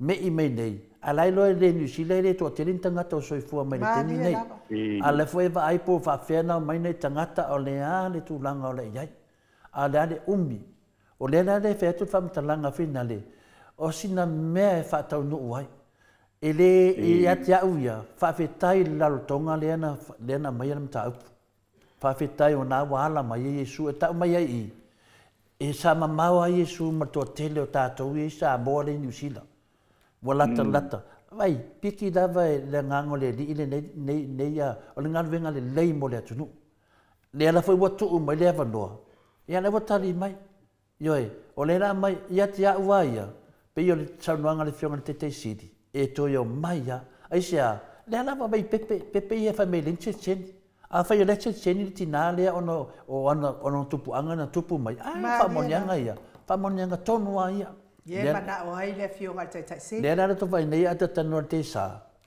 po fe talo lo ai e tasia mi amalam na le tunu o ai la so fu amal temine e fietanga tana fa menu fa mai Endra Lee e ko lua fe lima se lawe e manuia ale fa mai le sunga le pikopo ia sia na pa ole aso nei lea e a matai ona fai talo sanga o tatou tangata mo sitseni o ana nafi lea sa saini ai e ko vana silia New Zealand tu la fono e alo ia ai le sitseni o tangata ia le mo si le fio atata no le ale o mi ata no te no foi ni si le ftua maua lo pension pe fa pe lima tau sanga si fu tau sanga o le process na le o ke lo sui a ko New Zealand le a foi le process langa ia awa le mele ai ba o ke le ko ka e pila o tangata fu ye o mai Samoa le fu ke mala mai se i lo ia le sa mai Samoa na ele a ko se va yeso ai mo si sing New Zealand ele a ko se va yeso ai mo lo fionga to le fo ia ka kia da sekseni ia walo mo sekseni ol pensionga le kupe maua. O le e whaapea mai ata noa te sa. Whai mai ia Endrali. E se fulu tausanga e tatau ona e nofo ai New Zealand ona maua lea o lau pensionga. A whai la e sau se tamai fitu suli lima tu sa e valus fulu lima tausanga tu a maua le a pe a sau tamai fitu sulu lima ona tausanga. Lono winga e valus fulu lima tausanga tu a maua le pensionga. Tu sa e oti lava tātou tangata mātutua. Ele I maua se manuia. Ele I maua se manuia tātou tangata mātua. Ele I maua se manuia. A wā o le a lea o ngā. O le a la lea o ngā o manuia pe a whai. Ele o mawhai ona apalai. Iai lalo whānau. Ia. Me sa o matonu lava lea ata noa te sa. Mea lea e fai tio ai ia le fionga tai sili I le mta upu lea whaftai fo I le fionga tai sili I le fai pule lea sa ia langa ina le mta upu lea wau mai le tali a New Zealand e le o whaamali e ina le fionga tai sili e pela mea le watala mai e fo I fina ngalo le mato o tustusi e le ai se winga fai mai e la koe inga mo le awale fo dinga mai so longa o ka se lau ka usanga nga fa e qualify la ile a po pension a musila o le mana yo le mele ata no la me fau e sau no ia tatia ia matua ai au nga mo fana ia alfa le mela ia le wa mai le tani e na matua la va ata no Mani e fina ngā rau lea, a lea ata tā vale. Whamei lea ata. Tālo whai si neiti nā masiana tāma, ai se aua ua mawhai ai o na ave whai pule pe a mamai, ma whao ngā tupe, e ave ai e tonga ma tangatalo, mena e le aini ola, ai le ma whai na ave sia pele. Ia sao le leia le ata, au ia solo masi popo masi ima una. Whamei toni o nei toni, ma roso I fua ia te euso. Whamei toni, maua loa le se tini wanga waa I se benefiti. Mea tonu ana nea le te tatau atuai. Wa le whamei arte I asilunga, e ono sunu mali malota usanga maolo pensione. Ia, o le mea nei tauna iei nei tangata nei. Ai mataulia la ata tanoa. I le mele ne saunua nei. E bea mas fultau sanga e te nonga winga la o tātou umala I Samoa. E tātou eo ai lunga tula fono New Zealand. O le mena le lefte na I la mea ia. O le ala pe fōringa mai a seksengi ala ke ngofo sisia kungu. E ka kawanga a kore fia kausanga I ngofo New Zealand ka mole pe so kusa pe ngo lima. Ia ai makoria la le ka ko kala ngo fi kulima ngai lunga te lau. So le mena le ka fia ko lo fa makalanga. E ne kai o nga fe kawi. Pe vua fai mai vua kalia, che fa mole, e koe liu le fai unga. E leo le fai unga nga mai, fai unga lea ka o le fai unga fa vai. O le mea nga sa kaunga kulou lava, mea nga sa kau lava nga makoe a ngai ai, o le unga fa vai le ai. O tangata ma lato a hinga fa nau. Le unga fa vai na le ai. Lea la leo fia nei ma fa se e mai tātou whai mai wale lei la whai. Ai le ai, e leo whaia. Sa si ringa ko. Ia ngā la, ma nei a fo I whina ngā lo Endrali. Ma fua anga tonu lea I ofo ai le loto I le mālo Samoa. I le ai o se leo ana mālosi la lātou leo tali tonu. E iai nisi wha amanianga e wha o popo I to tonu o le tū la fono mō tātou tangata. Ia le lau atu lau whasolonga pia mele I neia I tamaitai pandemia. O le lau whanongo o wala ulia mai e lisi vaenga lea lisi tū lea I le tamaitai pandemia o tātou e ratu I New Zealand I le teime e whaiei. Le wala ulia. Le wala ulia. O le mea nei whailau whamatalanga e longa I se I mawhau whaifuni te ngata.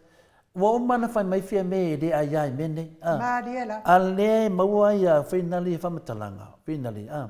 O le ala vai tu malo I le mele na sa wai. I le awhiwhi sa lau walu rua. E tau mai I. E matoa le ai lava. Se lango le tato whainga malo le whasa. I le manuia o nei tangata. Malia la. I le awhi se la rua whae le matua le ai ma se mea Samoa. A le ane mea o walau lia nei tangata. Pea whai le ai se mea. Le ane mea o walau lia ai. Ia e, le ane tato wa ai atu lava e le o maa losi le fionga te sili a dokta tu le epa. Ma le fionga ia, ma le sunga ia la wofo. Ia ma le talenga ia le ala. Na o lava e New Zealand. Le tua ngai. Na o lava. Pahari mai dunga. Ai haru tato tamai tai pale mia. Ma le tato malo. Le hai ma se mea. A le whai mai lewa lau dia. O le mea ele le ito mawhau pe le ai. O le mea e se mea i to tono le mawhau. E mawhau e tangata ola. E whai le mawhau. O leo tato wa ai e nei. Le hai ma se mea tamai tai pale mia. Ma le maa lo Samoa. O whai le se tseni lea. E o mai lai ha. Awa pe o mai, tauna mai e whi nau. Se wha mole. O le unga wha vai le a mai. O le unga wha vai na tauna muli ai. O le mea sidi, leo pasia. O le mea no lua, whi nau no le unga wha vai. Ia, o leo tato lata iai. Na le fia ma le whiora te sili le a whina le pe ato e mai le chapipi. Nga mai hao sa o le unga wha vai. Aro pasia New Zealand. Leo tato wa nga i te puro i nei.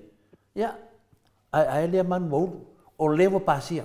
To e paune mele i nei. E to e liu. E leo le unga wha vai le na. O le unga wha vai se sendi ma tangata ne. Ia, mai vai lai. Ana wha pela le la vea. Ia, le ara wha fonga mani malo. A whai e se sensi pepe lea. Wa le vana afe. Ia, mo o e lea tiu ni alama. Le ngofo mai o i Brisbane Euskadia. Ale ave mea ngai whawhangai lo ka maa. Whawhangai maro ki ngā. A uma wa ma o ngaro ka mama lo ki ngā. Baba o lo nguku. Angai laka mai wo. Ka mo koa umaka o e lea tiu ni alama. Ia ko baba ai foi me whawhangai ma kua tiu ni alama. Mo veo ka ngaka ai valea whaabare valea la wasa solo i oi ko se langi le se pa o whai ai. Ata noa, ia ek te toi fia sau noa ta upu lea. A o le mea sili, tātou te whaaleo ina pean ta upu nei, a warwha afonga a ngā Samoa. Le anga o Samoa e pālota. Wātou whaafonga mai, o ka koule ngofo i Australia ma New Zealand, lea tātou te eva i lau whau maalua New Zealand ma Australia.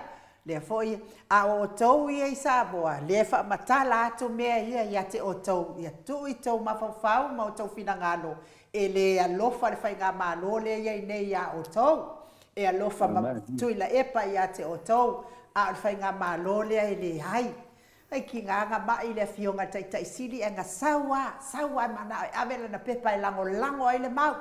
Ia lewa tali mai le mau mo whaamalia ina. Ai le o whaamalia ina le fionga tai sili le ngai alofa i lumana i o tau whanau. Ia maua marisikisengi e tau whanau. Samoa, ia nā lava ia te oile tali aua ne i toi pāloka se whai ngā mālo pipelo. Ia kou sila ia e le kea.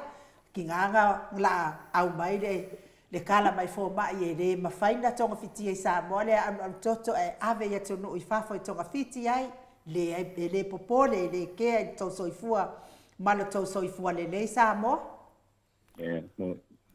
Ane, o le sanuanga vidiamu le manu wha mai please let's find out if we have a good government. If not, let's do it. Yes, we can to save this whole please.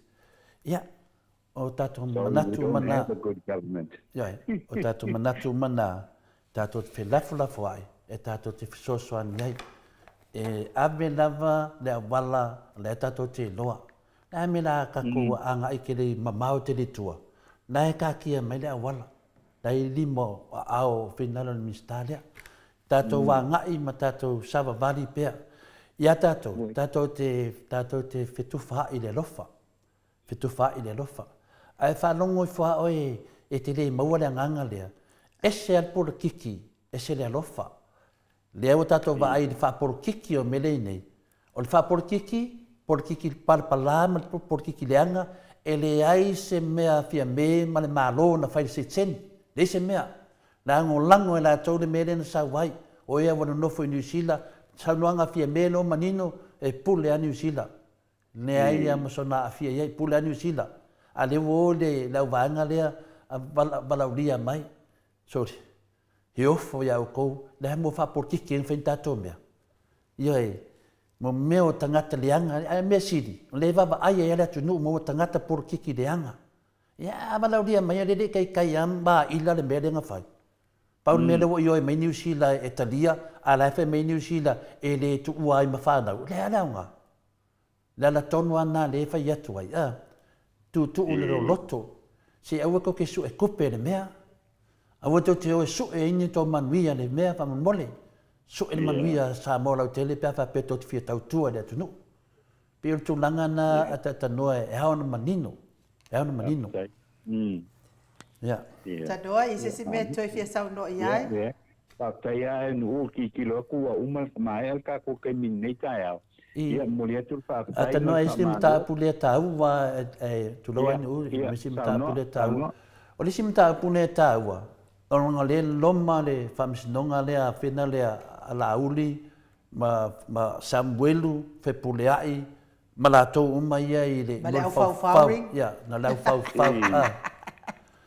Se ko kikia se atu. Tu lo ata mama tina ko kiki asa se mai le fa mai no ai no la le ka ngol o la fa foreigners po le ko kiki asa se ruta ngol le pero sai fu manuia la wa fionga le au Pepe Howard Walker manuia la balowasi o le mele fa la fam talanga o le fa ia le fam snonga mo leva ona nginga i lunga tatu po kalame po le ale me wa tuai ai ona fai molianga la uri. Po le ame o tuaina fai ana molianga. Leo fatatia. O le mena rena batu le manatu atata noa mai nu. O le whaapunga na sau lunga i wai le mai lunga i newspaper. O le ofisiri ngia pe ai seae ke kele ai matele ai tupe na whaahalu e la uri. I finale i leo la ia leo ia e ko lua lea. Nongo winga atatanoa, o se mata upu e le ta tau ona nā tia lalo. Ma al fesidi, o lewa wha malolo leo. Wha malolo lista mai ta i leo. O la tauna na whaia susuenga. Al fesidi le iei, se leni iang wha o ngai, e na totongi ai i mea nei. Se lengi la nā le fesidi ngia e lo mawhauwhau, mea te vai ai. Pe fia, ia vai e le mi whaina ave si alo toto e New Zealand, ai vai se lengi e ko kongi e nei mea. O le mena ne whea tuila utala whina le, tasi na vaenga e te tauana mai e se wha malam lama anga le atunu. Wa leo wha maunia mea ia le li leo, wha malolo le li leo, whina leo o leo. Merisita mai tai leo na. Nea na fia leo le atunu, pe fia la se lengi e ko kongi e. Pe fia se lengi o te whai atu a tau mai ke makpongia a te tanoa. Ia au le tani mai le ata no te san ta upu le i la auti. Banga awala ele a. Fai mana ia te fia fa le uina le fina ngano hope yoan fa mai hope. Ele lango ina ele pale mia kama ika ia Samoa ele ai sanga fa ngau o nga ola ka alo ile kele o kupe le akungu ia a kungu ai sa o hope. Ia e tato te aloa ma mena ai nu. E le mwhaina tato tala noa e le brother. Ia e tato te le tala noa ia a le lau fina ngalo hop. Wan fina ngalo le o fina ngalo hop. Ai au ngā fui mo tato uma pe tato whasoa. Tato whasoa whatamari. Ia tato te lole leile tu langalo ia tato tamaitai. O fia mea tato palemia. Ai nana batu tato manatu fina le. Ia whaima le whaaloalo fina le tato te loa. E batu a tato manatu tu sao. E wo ma foi whaaloalo kangaka. Ma fiu foi kangaka e whai whaaloalo ai re se mea o kari mai ai. Ia, au mai sa o loa foi lango na o tangata ia. Wo ma foi fia whaaloalo tangata tole fo. Ata noa ia o le alau fina ngalo i le sau noanga i ka alonga ele ala auli.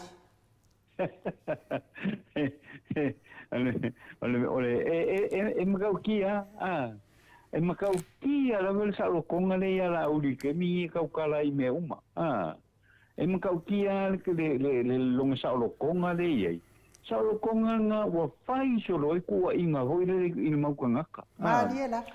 Awale me wa ba me kau ke ma fau ye. Pa wale me ia role mai le kai mi le nga si ave se ka ku fa longo ye.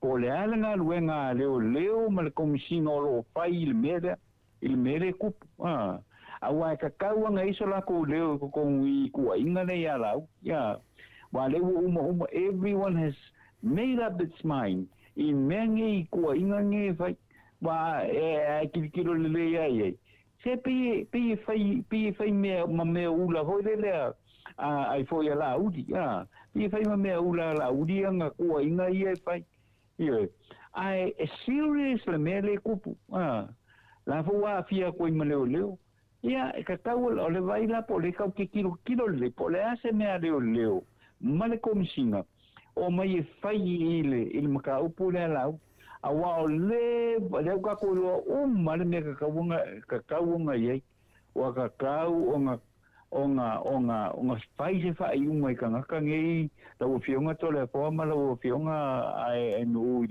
ile nei tae o mal tato por kalame ia fatalo famartato sponsor mai Hawaii le sunga a foto manu a marfaltua ia baby patai tele la foto manu tato por kalame nei tae au ia fatena foi ia patai me foi ia biamu le manu mo le fale ona o na manatu ia o la loifi le lofi fa me sa le leile sa nuanga fa sol poto a oina moto sa mo vingo le tua fa tai tele lango la loifi ia fa me fale toi to le fo o me sili o talia de bainga mo mua tato te talo mo papas toi ma le HPP le lua ono na o le paule na o le tali o le seni e manui ai fa na o le mena le fa tai do tua vala mai ya fale toi o lewa matutua nai matua. Au manui o nai whanau. Ia? Nea ai tato te waai, pa mei fia me, ma le fasa. E le ai ma se lātou a ia na ta upule New Zealand. Pa mei la fionga te siri. A tu lai mai, e o mai lava, ia maua lava le manuia nai whanau. Ia? Mai la auto, o whelai mo le manuia o tau whanau. E manuia mai ia papastui ma le HPP pe manuia mai ia fia me ma la to fasa lea e ka fa so lo pinga nganga o leiro. Pe la mena te tau ai no tato mataala. Mataala Samoa. Ia mataala me ni lo. I fa tai lava fartoi no ngawinga. O le mautau ave le fionga te sili. O le mea sili ua pasia. Ua pasia. E le mfaitoi alo e sen mea ua pasia. O le melo na lua o le fasao. Yeah. Bado ata do atu sai foi ma lo fina ngalo i le mta upulea. Ia. O le mta upulea tato te fa tali ai. Po le ai me watu ai na alu la uli e tali no spepa. Wala kekele ko pe ia ngo ko ngi ai kama ia. Inga ia. Awa lava nge i loa o ai ngomadi wai ia tu au. Meanga o le kai ko wanga ka wanga ave. Bianga mo fa kekele ai kupe ko ngi ai leo ia to lua ia a fa la so. Tu sole ole tali sa o lava penale inu. Da kersa. Fa mai Yesu ia fa manga wala to ri lol me wala to. Pa wana tali sa. E mo ia tanoa. Ol pa wana tali sa ole nei ua le loa le lato me wa fai. Ai ana no fa tali tato. Le la fai loa me la to me na fai i le aso loso mo le ono me i le lua afe loso ma lima o le fai loa mai ai wa lo fai me nei le teimi nei ia le fai me ni po le tati ia le fai tira fai ata noa po le aso tati a le tali to le foa o te tali na tali Yesu ia fa mangalo te lato wala to le do le me wala to fai ia mal faro love no ata no ia tato no foi o fai unha na tato ko kalame ia batule aba no e te saudo mai ai pe se me o totoe ia fanga o malo le mo wale aba no ata no ia tai le mo le aba no ai no le nei foi tai mata mo fi va tai foi le la opción to le fo ia mal tele le tato por kalame ia o tina mata mama tutua ia mesele lo tato por kalame New Zealand Australia so se vai ngole nei lo langi va tai tele tu la mo to fata si mai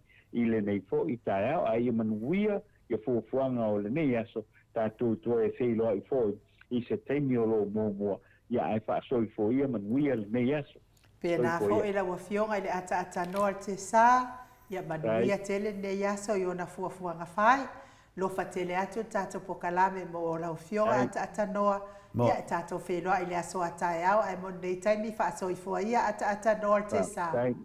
Kai lava, manuia ras. So i fua ia. Ia mo fua wha malo ia nunu whaasina ke paua le liwa ai ngā lo mafuta mai ia sanga i savai i le motele i savai. Le loa ia ko inga leo nunu po whaisanga pāpovi i savai i wale mafuta mai i le tonga vau.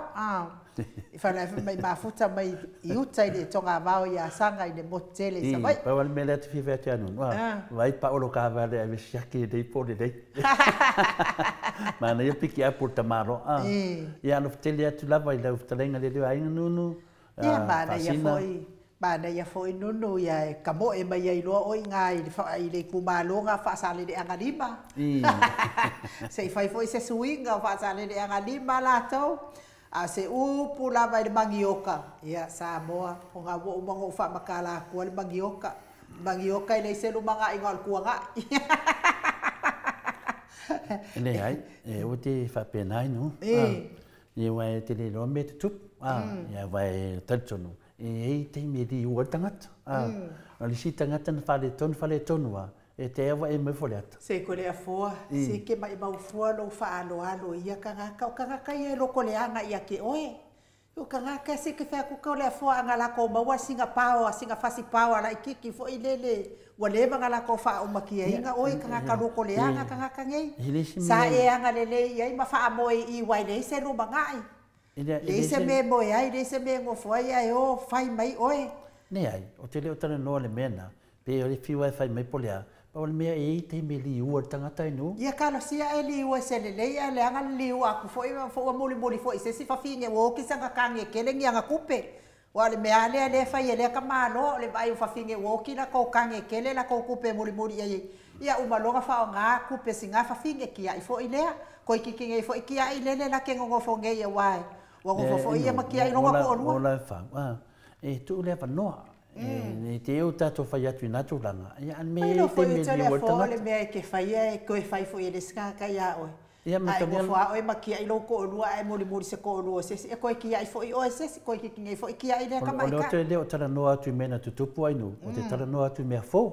Mea fou la le tatu whatatata. Te langa o ke manga oe wha leo pea mea leanga i e whai e kangaka ia i maufualo kai me ki whakamadi ia i fua oe. A ole i umala tato pokala me telefona. Ia o te whamalulu atu lava ia e whamalulu fo i wo ule ma wolo swafa matai. Whai te manu.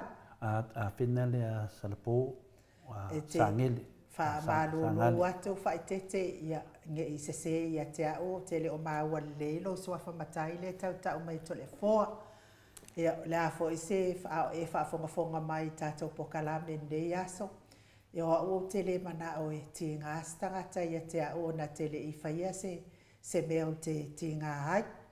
Ai o te whaamalulu atu ma o whaato e se atu mai ta e leo lo wanganga. A whai fo i wai e se upu o tautala ia e wale tautamali i lau whaafonga mai wa ti ngā ai lau whina ngalo ia te a ia o te matua i o whaato e se atu.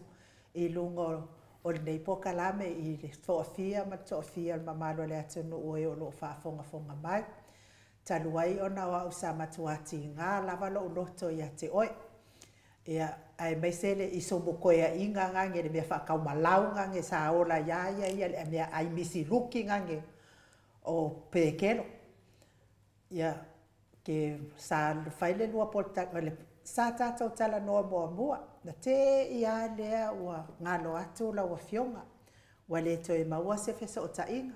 A le mea lai o fuai lo loto. Ua te i o vai atu. Whai mai lua porkala me ma le mea whaakau malau ai misi ruki ngange o peke. Ma whai nai fua maua. A whai nai maua i le ai se maa ngasala tasi. Le ai se ngasala tasi na whai aku le mea ai misi ruki. Wai le ingi whamua i whare apunga. Whai fua ma ua le eise ma ngasala i tasi. I lunga lua porkalame. O le mea la lea e mo i lava e tele i ei sau noanga. A o wa lava lo a wai le whale anganga o ma ua. Ia to le fua o tangata i lava le on sa. A oa, ere i au mai e le atua ia a ule on sa. Ke le lope e se a. Ke kau mawhai lava ia o maua, sometimes, ai leo kai mi uma. Ke wha manulu atu ai la, wa vea fo ile, ka uma i o lo suafa a le ke leo fia i lo suafa. Ia ua mau atu ai lea wha matalanga wa whaina i lo finangalo.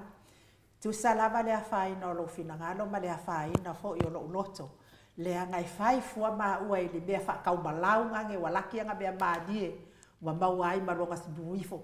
I ngai o si ngai ngā kungu uma ma ai mea lele iai mea whaakau malau ai misiluki wai le ngwhangua i o si whale apunga. Whai fua o le a maua. E eise maanga sala ia onua. Le eise mea. Le ai ma se me kasi.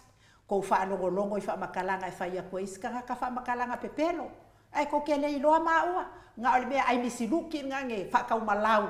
Ngā sau ingai o skaria sa ngofu sa i lo ufane sa iei mea makongu unga whai ai.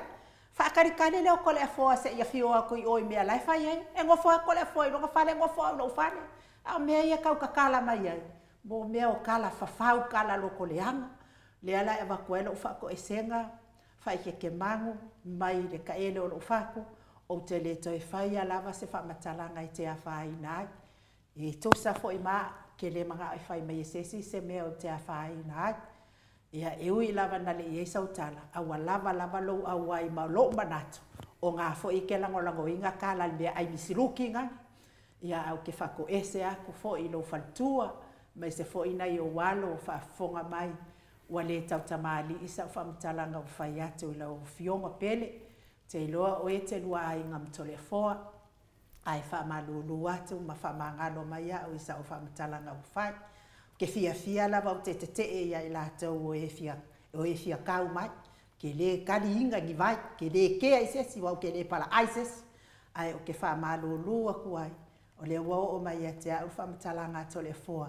E le ai e te le awai, whaamalulu atu ai whaamangalo mai au, o ke le koi whaia. Ai a manuia lava o la sanga ma o fuafuanga i e nā mea, sa o whaalongolongo fo il pese, ia sa o le lei lava oe. O le pese, ia o la lava i te pese, po o ai na mani wai tu au. Ia ai whamangalo mai fo ia upe au o le tautamali i sau whamtalanga o whai atu. Ia te oe whai te manu. A o le mea ai misiruki ngangi. Kau ke au ke kaini koe wa aia ia ke oe ke wau ke whela ua o maka. Ia ai sa moa o le tatou pokalame na mo nei tai au. Whamania tele le atua le mato autostusi lungo apio fōlinga, whapea fōi autostusi lungo le YouTube. Whaftai lava le tele o manatu o tatou whaasoa mānai ai le yaso, vi ia le atua o na o tau.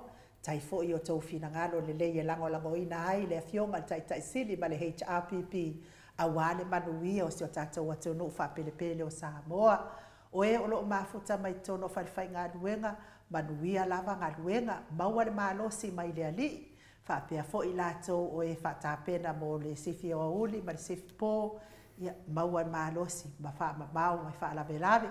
Le au ave pasi, mai se lava le ave pasi le mauti Samoa, vi ingo le atua lau, talainga ngā whapula sa lua tele moa, se le au ave loli, le au ave upa, taxi, ia wha mamau i, wha lave lave o no tupu whafua se i maua le matala i lungo le ala tele, tapua inga tsunga i whawhianga inga mwhalitua i maota malawa, leo sina si o tātou atu no utupu mai o Samoa, whaatasi ma le anganga pa ia e manui ai le yaso, tātou toi wheloa i fo il tātou pokalame le aso atai au, whaaso i fua ia Samoa, mai le maota Samoa vi ingo le atua i sini o Setania.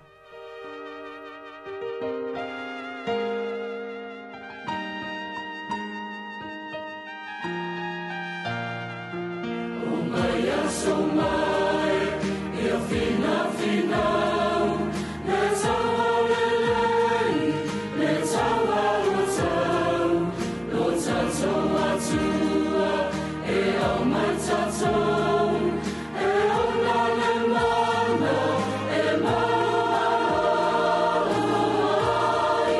le tawa lelei, na tawa Yesu. Satania to